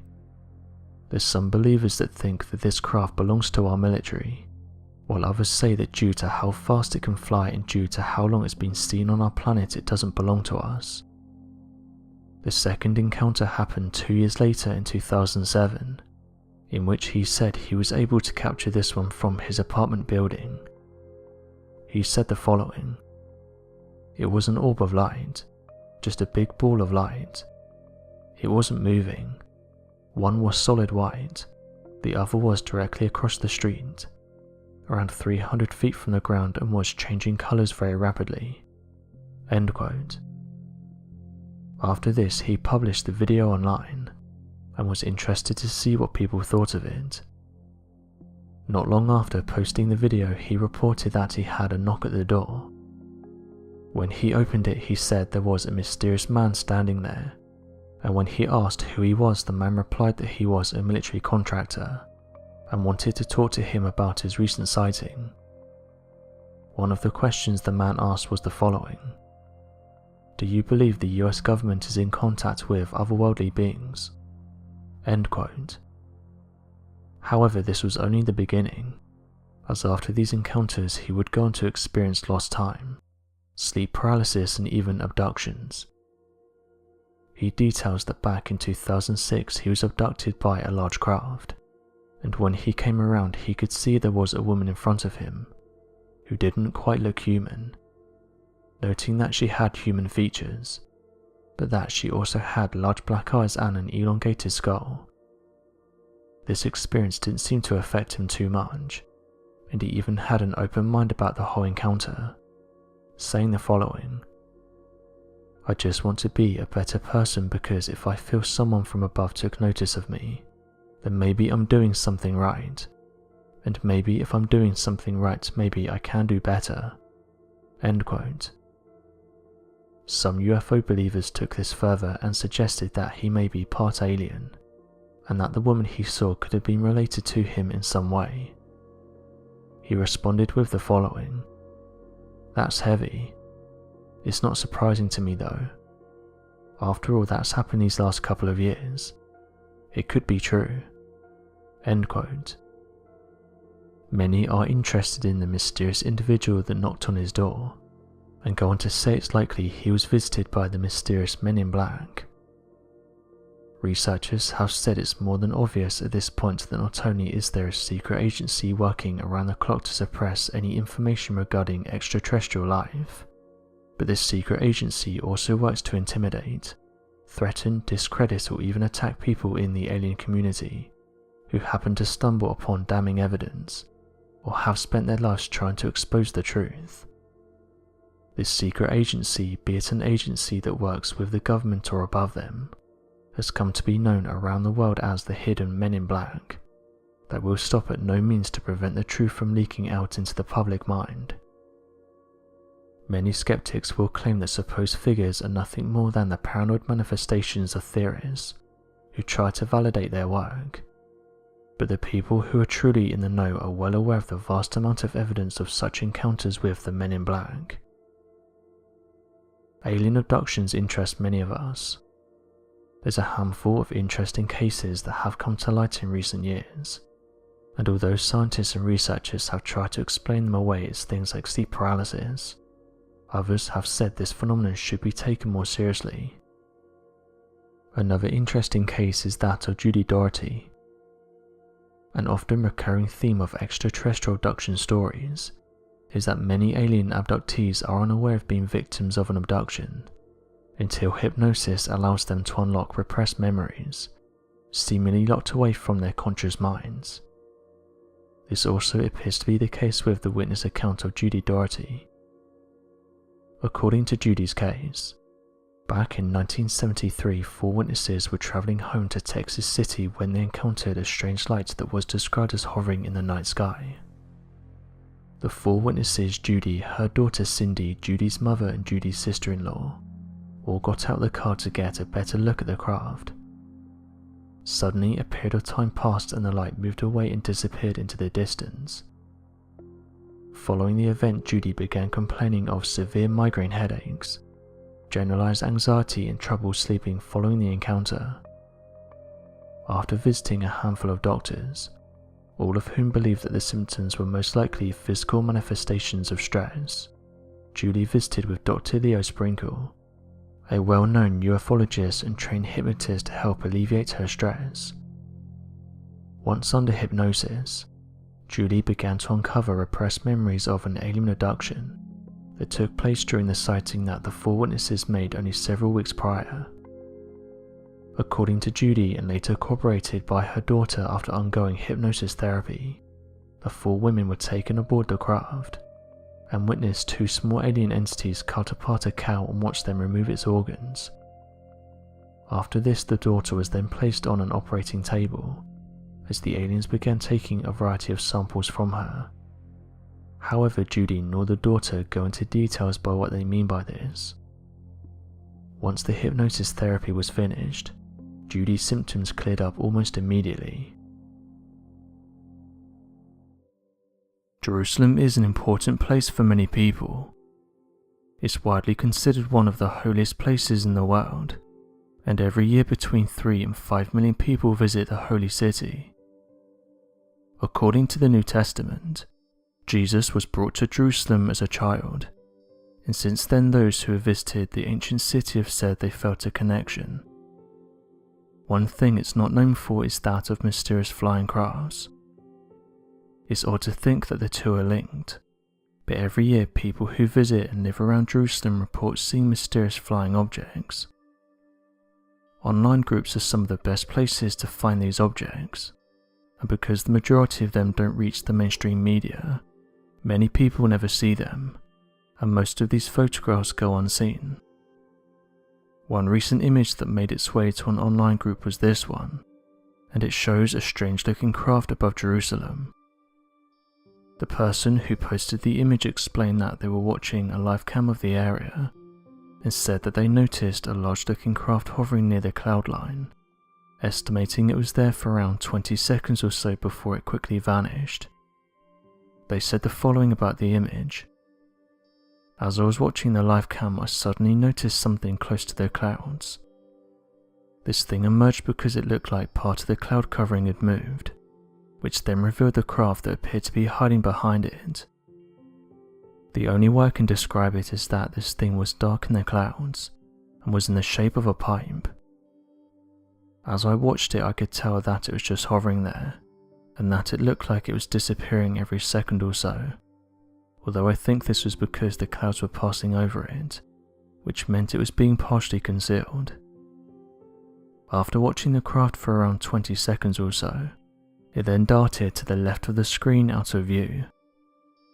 I'm not sure what this thing was, but it didn't look like anything you'd normally see in the sky.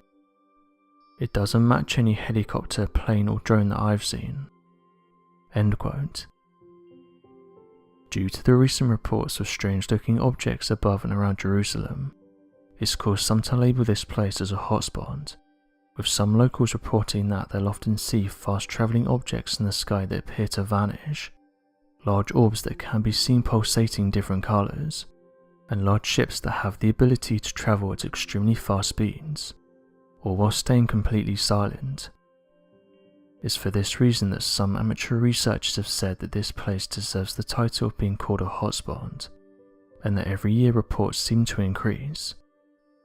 But as with the majority of places that report these kinds of activity, capturing them on camera is notoriously difficult, especially if they're high in the sky or travelling at fast speeds. Phone cameras aren't built to take photographs of small objects in the sky. The minute people try to do this, the end result usually comes out blurry.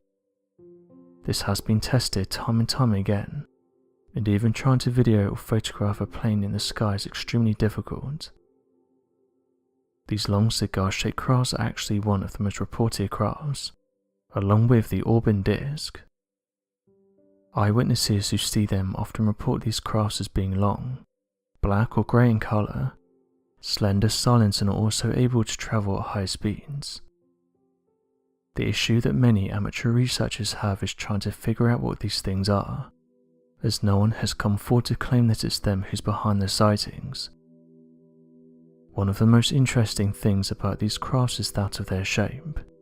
They don't really match anything that we have in our skies.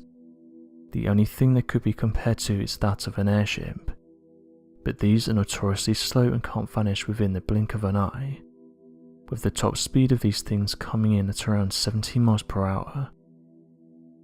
The origins of these mysterious aircrafts are definitely not new, and they actually go way back before the invention of the aeroplane, with researchers saying that these were one of the first reported crafts that were seen in our sky that couldn't be explained.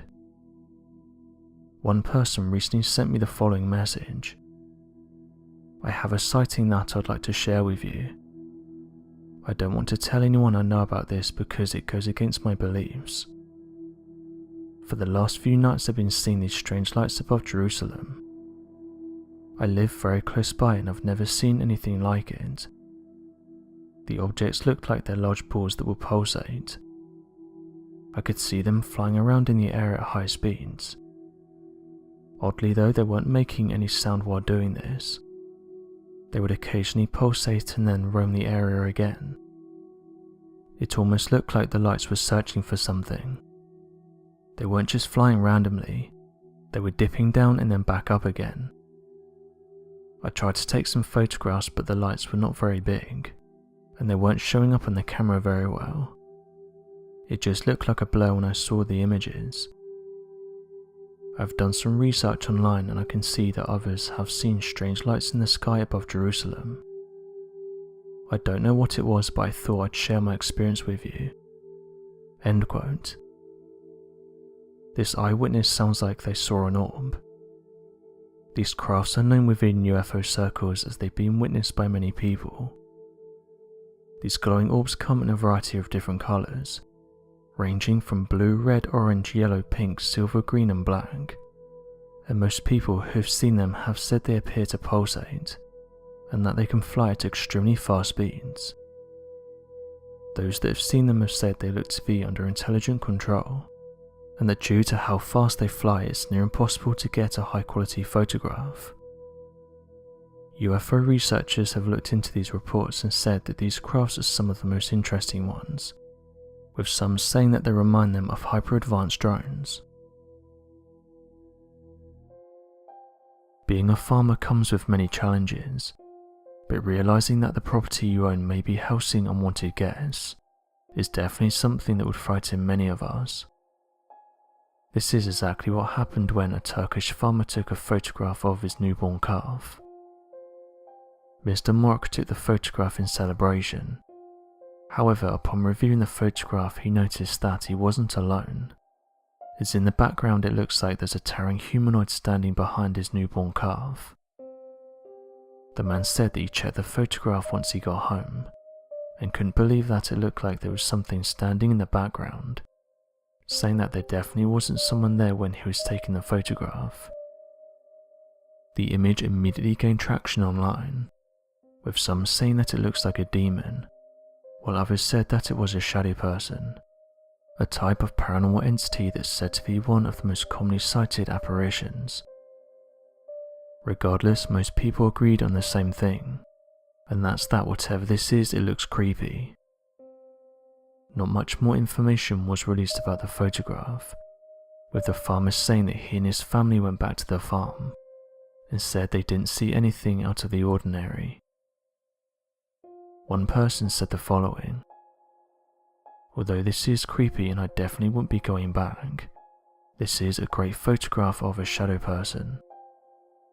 While another person said this: "The minute I saw this photograph I got a bad feeling. I don't think this entity is good. To me it looks evil and it's even giving off bad vibes. I would love to know the history of that place and whether anything bad ever happened there. This is an incredibly creepy photograph." Paranormal researchers have said that there's a variety of different entities you can run into, and that some are much better than others. The topic is highly debated, with scientists saying this topic can be easily explained, and that the majority of these apparitions are nothing more than the human mind playing tricks on you, or lighting conditions making it appear like something is there when it isn't. Regardless, this hasn't stopped countless people coming forward with their own experiences. As mentioned, one of the most commonly reported entities is that of the shadow person. The shadow people are described as being black masses. They can often be seen around objects that are said to be haunted, or in places where something bad has happened. One of the first things people say they feel when they see them is fear, and that it's as if they drain all the energy out of the room, and only leave darkness. Some have reported them as having glowing red eyes, while others say they have black eyes. It's not known what they want, but those who've seen them have said they are bad. It's not just creepy places that house alleged spirits. Various universities across the world are said to house dark entities, and some of these universities have even opened up about them, and said that some of the events that have been detailed can't be explained. Established back in 1963, the University of York, located in the city of York, England, has become one of the top-ranking universities in the world. According to the Sunday Times, they claim that the University of York is one of Britain's academic success stories, forging a reputation to rival Oxford and Cambridge in the space of 40 years, a statement that only helps to support the university's growing esteem and incredible academic ranking. Unfortunately, despite the university working to uphold the image of its high-ranking brand and quality learning environment, It appears that legends and rumours have begun to spread all across the city of York that points towards the idea that the region could be inhabited by a number of terrifying and otherworldly spirits. In fact, the city of York itself has been nicknamed by many as the City of 1,000 Ghosts, due to its record number of sightings and haunted buildings.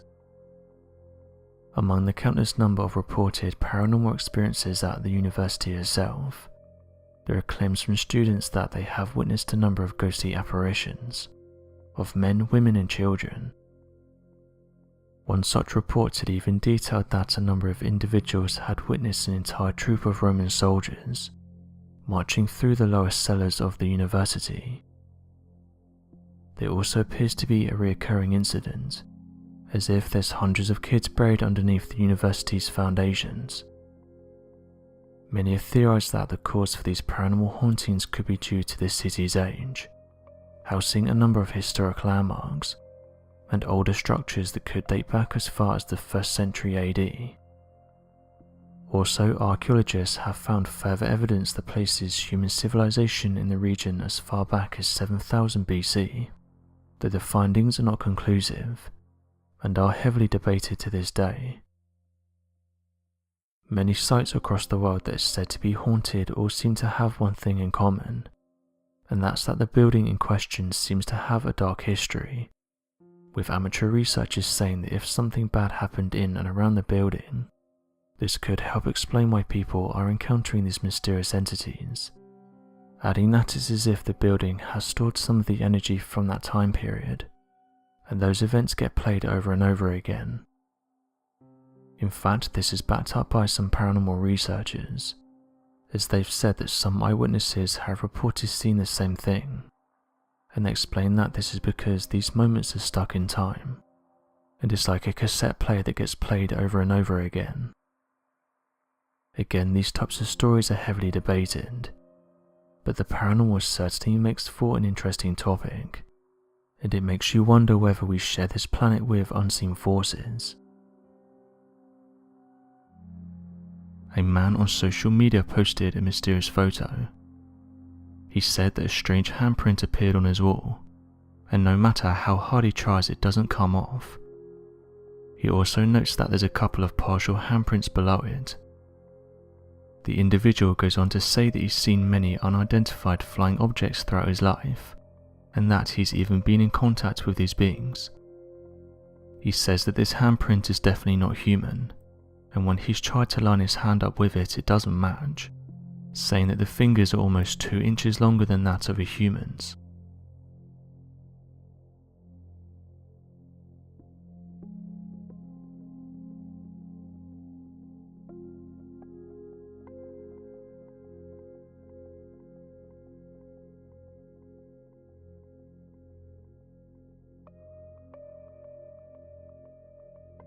He said the following: "This is a video of a handprint that was left on my bedroom wall back in February. It only appears under certain lighting conditions, and it isn't a smudge. I can't wipe it away. I tried to demonstrate both qualities in this video. There are also a couple of partial prints in the lower left. The proportions of the hand are very narrow, but what really struck me is that the thumb is out of position. I can't align my thumb in the same position as the thumb in the print.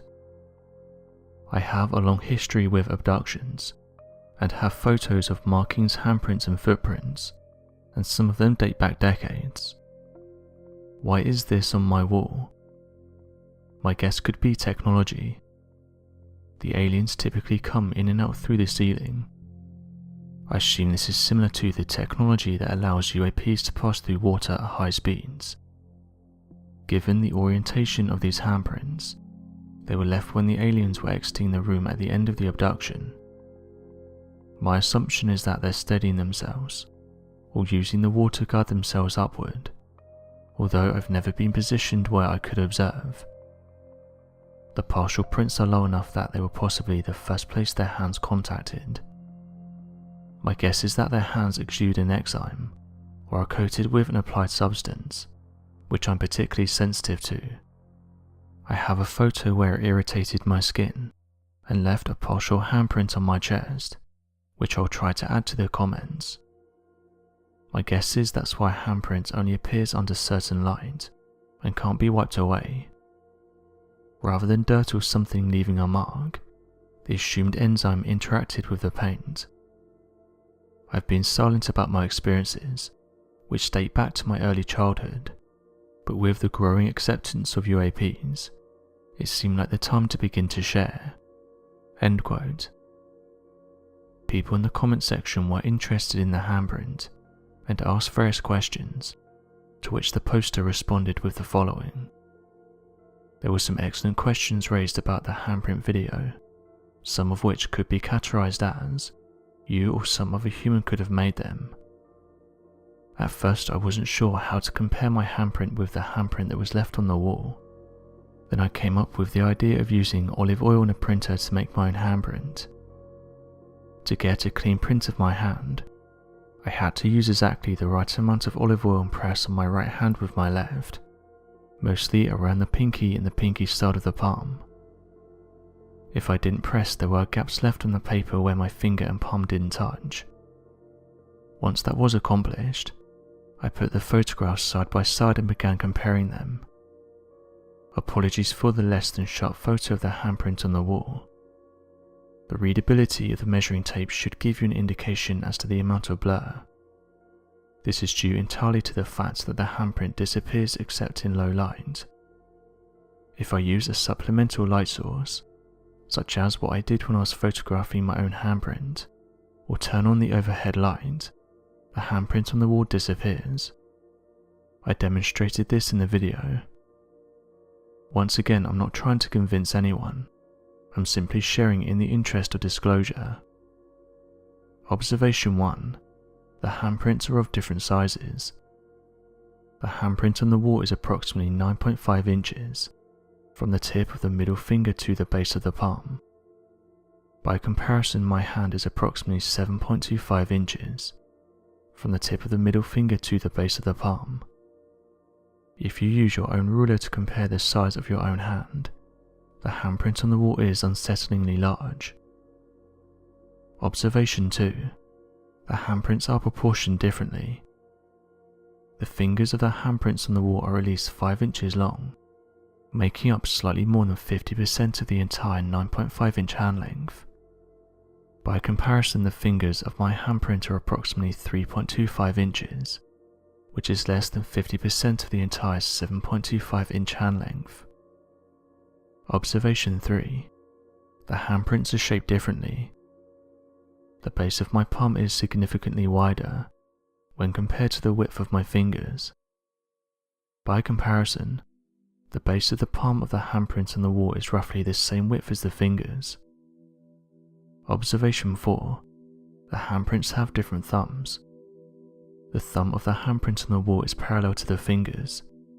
My thumb naturally arcs outward from my hand. Additionally, the thumb of the handprint on the wall overlaps the boundary line between fingers and palm. It's impossible for me to move my thumb into this position. Observation 5. Only one of the handprints appears to have knuckles. My fingers naturally deviate at each knuckle. There is no such deviation on the handprint on the wall. The fingers of the handprint on the wall appear to be uniform in width from tip to base. Observation 6. Different finger anatomy. Human fingers are never perfectly straight. The fingers of the handprint on the wall appear to be perfectly straight. Observation 7. Captured action. This is subtle, but if you compare the placement of the fingertips to the palm, especially the index and middle fingers, they are slightly angled towards the ceiling. This implies a downward pull on the hand once the fingers came into contact with the wall. Placing a handprint on the wall would be static, like my handprint on paper.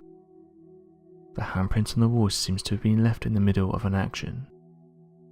What's really interesting in my opinion is the applied anatomy behind the handprint on the wall. For a human to put their thumb in the same position would require a completely different hand structure than what we have. The fingers are longer than a human's, and are perfectly straight where ours are not. This difference would suggest differences in underlying anatomy as well. In closing, it's impossible for this to be my own hand. As you can see here, my hand is a smaller size and structured differently than the handprint on the wall.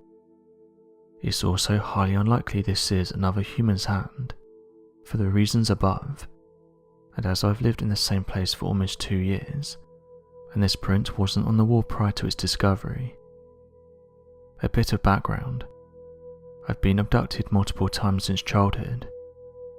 I've documented large portions of it, but this is the first time I've shared outside of a handful of trusted friends. That said, I appreciate the supportive response to the video, and intend to share more in the days ahead. Once again, I'm sharing this comparison purely for purposes of disclosure, and you are invited to draw your own conclusions. Space is one of the last unexplored frontiers for humans. Scientists, researchers, archaeologists, and historians have explained many of Earth's mysteries, but one place that keeps us guessing is that of space. A.V. Loeb, who is the chairman of Harvard's Department of Astronomy, claims that he thinks he's found proof of extraterrestrials, and this came in the form of a strange space object that was detected travelling through our solar system. One of the reasons this caught people's attention is because it's not very often that you get scientists or researchers talking about this subject. The objects the professor is talking about immediately displayed some strange signs, and this caused astronomers and others from around the world to speculate what it was. The object was given the name of Oumuamua, but the professor has given some examples of why this object might not be a space rock, and that it could actually be a piece of alien technology. On the 19th of October 2017, we were visited by something that scientists couldn't initially explain. It was called Oumuamua, and astronomers first noticed this object travelling through our solar system. The object in question had come from another solar system, and people quickly started to speculate what this object was. It could be seen travelling around the sun and then shooting away again. However, after this it was not to return, with them saying that the mysterious object had been in our solar system for over a century. The reason Oumuamua wasn't spotted until 2017 is because it wasn't close enough to reflect enough light for astronomers to pick it up. Even when it did get close, it was moving very fast, and meant astronomers had very little time to observe it. Once the strange object flew around the sun, it was going further away, meaning it was getting fainter and fainter. The astronomers' very last observations from Hubble were on the 2nd of January 2018. On the 3rd of May, it was then seen outside of Jupiter's orbit. Interestingly, amateur researchers have said that there's several of these mysterious objects flying around our solar system, and one was recently found by someone who was using Google Sky. The individual who found it said that it stood out to them because it looked very similar to Oumuamua, saying that they were able to take a screenshot and carry out further tests. They revealed that the object in question measures over 1,400 meters, or 4,590 feet in length. Those who saw the image said that it looked very similar to Oumuamua, suggesting that the two may be the same thing. Although scientists have said that these objects are likely asteroids, others are not so sure, and have put forward more out there theories. One of the reasons they did this was because it didn't act like a typical space object, with researchers like A.V. Loeb saying that this could indicate that it's something entirely different. The first theory that was put forward was that it was an asteroid. The scientists looked at the size of the object, which was 2,600 feet or 800 meters long, and around 260 feet or 80 meters wide. However, it was reported that astronomers stated the object was not moving as it should. They picked up on the fact that Oumuamua showed a really strong non-gravitational acceleration. This tells the researchers that its motion indicated that gravity was not the only thing dictating its path. Many people put forward their theories, one of which is that this object is extraterrestrial in nature. The fact that it moves like nothing researchers have seen before could indicate that it's under intelligent control. Most scientists suggested that Oumuamua was likely something natural, and that its acceleration was due to a natural phenomenon. The next idea was that this mysterious object was releasing a large amount of hydrogen, and this was causing it to speed up. Interestingly though, not everyone has agreed with this idea. Going back, a new paper was published in the Astrophysical Journal Letters.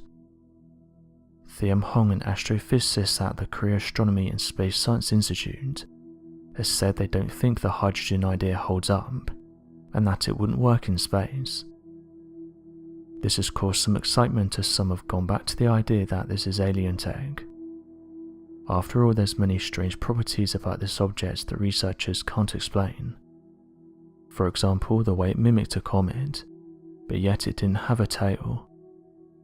Also, NASA themselves reported that the interstellar visitor is 10 times as long as it is wide, and that this aspect ratio is far greater than any asteroid or comet observed in our solar system.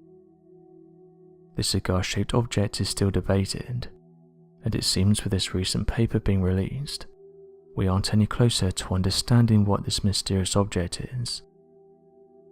Dr. Bailey from Harvard University said the following about the object. I wouldn't say I believe it's sent by aliens, as I'm a scientist and not a believer. I rely on evidence to put forward possible physical explanations for observed phenomena.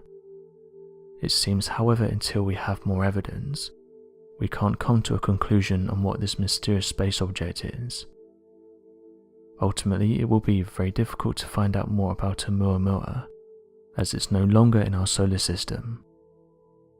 According to some, Oumuamua is expected to reach the Kuiper Belt in around 2024.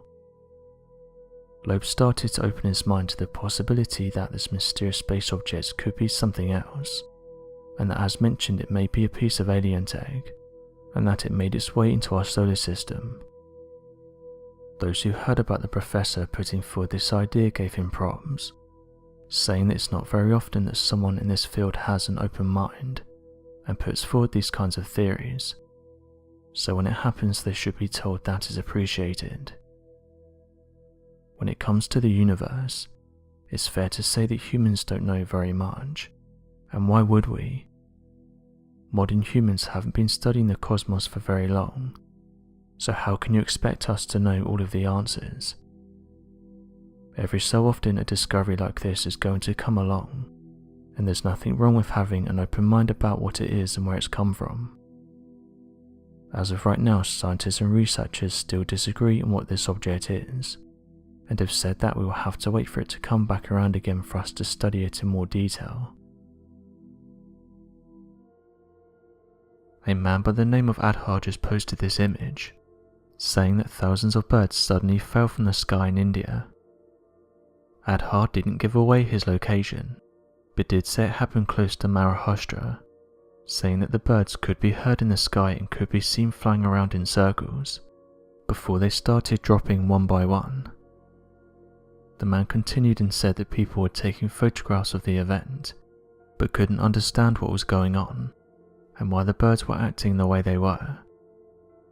Worryingly, Maharashtra officials reported that hundreds of birds had passed away in a similar manner, saying that samples were sent to the National Institute of High Security Animal Diseases and Pune's Animal Disease Investigation Center. The government has said the birds are healthy and shouldn't affect people's eating habits, but the question that still remains is why are these birds falling out of the sky, and why is this happening in other locations across our world?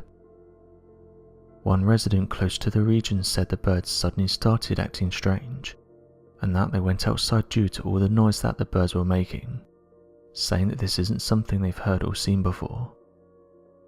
After observing the birds for around 10 minutes, they said that some of them did fly off, but the majority of them looked depleted, as if they'd been shot by something, and one by one they started to fall from the sky.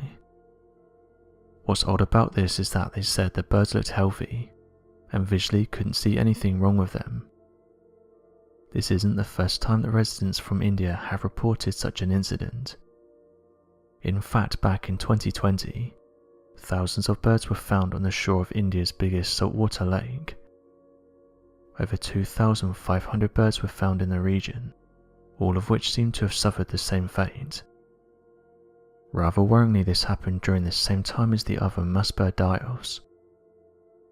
During the months of December 2019 and January and February 2020, various people across the planet have reported that a huge number of birds were found, all of which passed away under mysterious circumstances. It's not known what took the birds' lives, although a variety of different explanations have been put forward to try and explain what's going on. Some suggested that all these cases come down to natural phenomena, saying that these birds likely got hit with something, such as hailstones or other atmospheric conditions. However, this doesn't explain the most recent event that happened in India, with residents saying that there was no atmospheric conditions that would have affected the birds so much that they would fall from the sky, with others following on from this and saying that it was like the birds were hit with something mid-air and it caused them to fall to the ground. During 2020, it was reported that the amount of bird deaths in India was actually wrong, and instead of there being 2,500 birds, officials said the number was as high as 5,000. Indian authorities started to investigate what had happened, with them saying that different species had become victims to the event. One official told the BBC the following: "We are counting the dead birds. They are strewn over the entire area around the lake. Some 20 to 25 birds who are still alive are being treated. At this moment we suspect there was some level of toxicity and high levels of salt in the drinking water. We are also looking at other possibilities." However, a local birdwatcher came forward and said that nothing has ever happened like this in the region, and that he thinks there's more to it, further saying that the birds were very distressed by something in the area. As of right now, no one really seems to know what's going on with these animals, and why it's only affecting birds. Various theories have been put forward, which range from the Earth's magnetic field, to global warming and cell phone towers being installed and tested in the regions. Interestingly, some people have announced that after these towers have been erected, various types of wildlife in the region have started to act strange. This isn't just some out there theory either. According to the website Little Peckers, a site that specializes in bird health, they said the following: "In May 2018, the EU-funded review body conducted an analysis of 97 studies. It concluded that radiation from mobile phone towers, Wi-Fi and broadcast transmitters is a potential risk to insects and bird orientation. The magnetic orientation of birds, mammals and insects could be disrupted by magnetic fields. The authors of the review have emphasized the need to enhance our knowledge of EMFs and their impact on wildlife. 237 scientists have now appealed to the United Nations, asking for the risk to be taken more seriously. Electromagnetic fields produce radiation, and airborne species are at greater risk of being exposed to this. In addition, birds' feathers act as receptors of electromagnetic radiation. Studies have suggested that this radiation may cause psychological stress and reduce birds' ability to recover from such stress. Radiation could also be causing psychological issues, including mutated embryos." End quote. Recently, many of these birds have passed away near recently installed towers, causing some to question whether these things are affecting these birds. One person that lives close to one of these towers, and who's an avid birdwatcher, said it would explain the strange circling that's been observed, saying that these towers seem to have a direct effect on these birds, and it's almost like it's confusing them. While another person said the following: "I've seen videos of these birds flying close to these towers, and it seems to be messing them up. I'm not going down the rabbit hole of what some people believe. These are just my observations. I've seen this happen firsthand, and the only thing I could see within the immediate area was one of these towers. So I think that they're having some kind of effect on these birds." End quote. As of right now, officials and companies who are installing these towers have said they have nothing to do with it, and various tests have been carried out that show these things are 100% safe and are not behind what's happening to these birds. They continue to say that they're completely safe. So what do you make of these stories, and why do you think these birds are falling to the ground? Be sure to leave your questions and answers in the comments section below, and help us to grow this community while working to solve these unexplained mysteries. Thank you for watching, and don't forget to subscribe for more videos.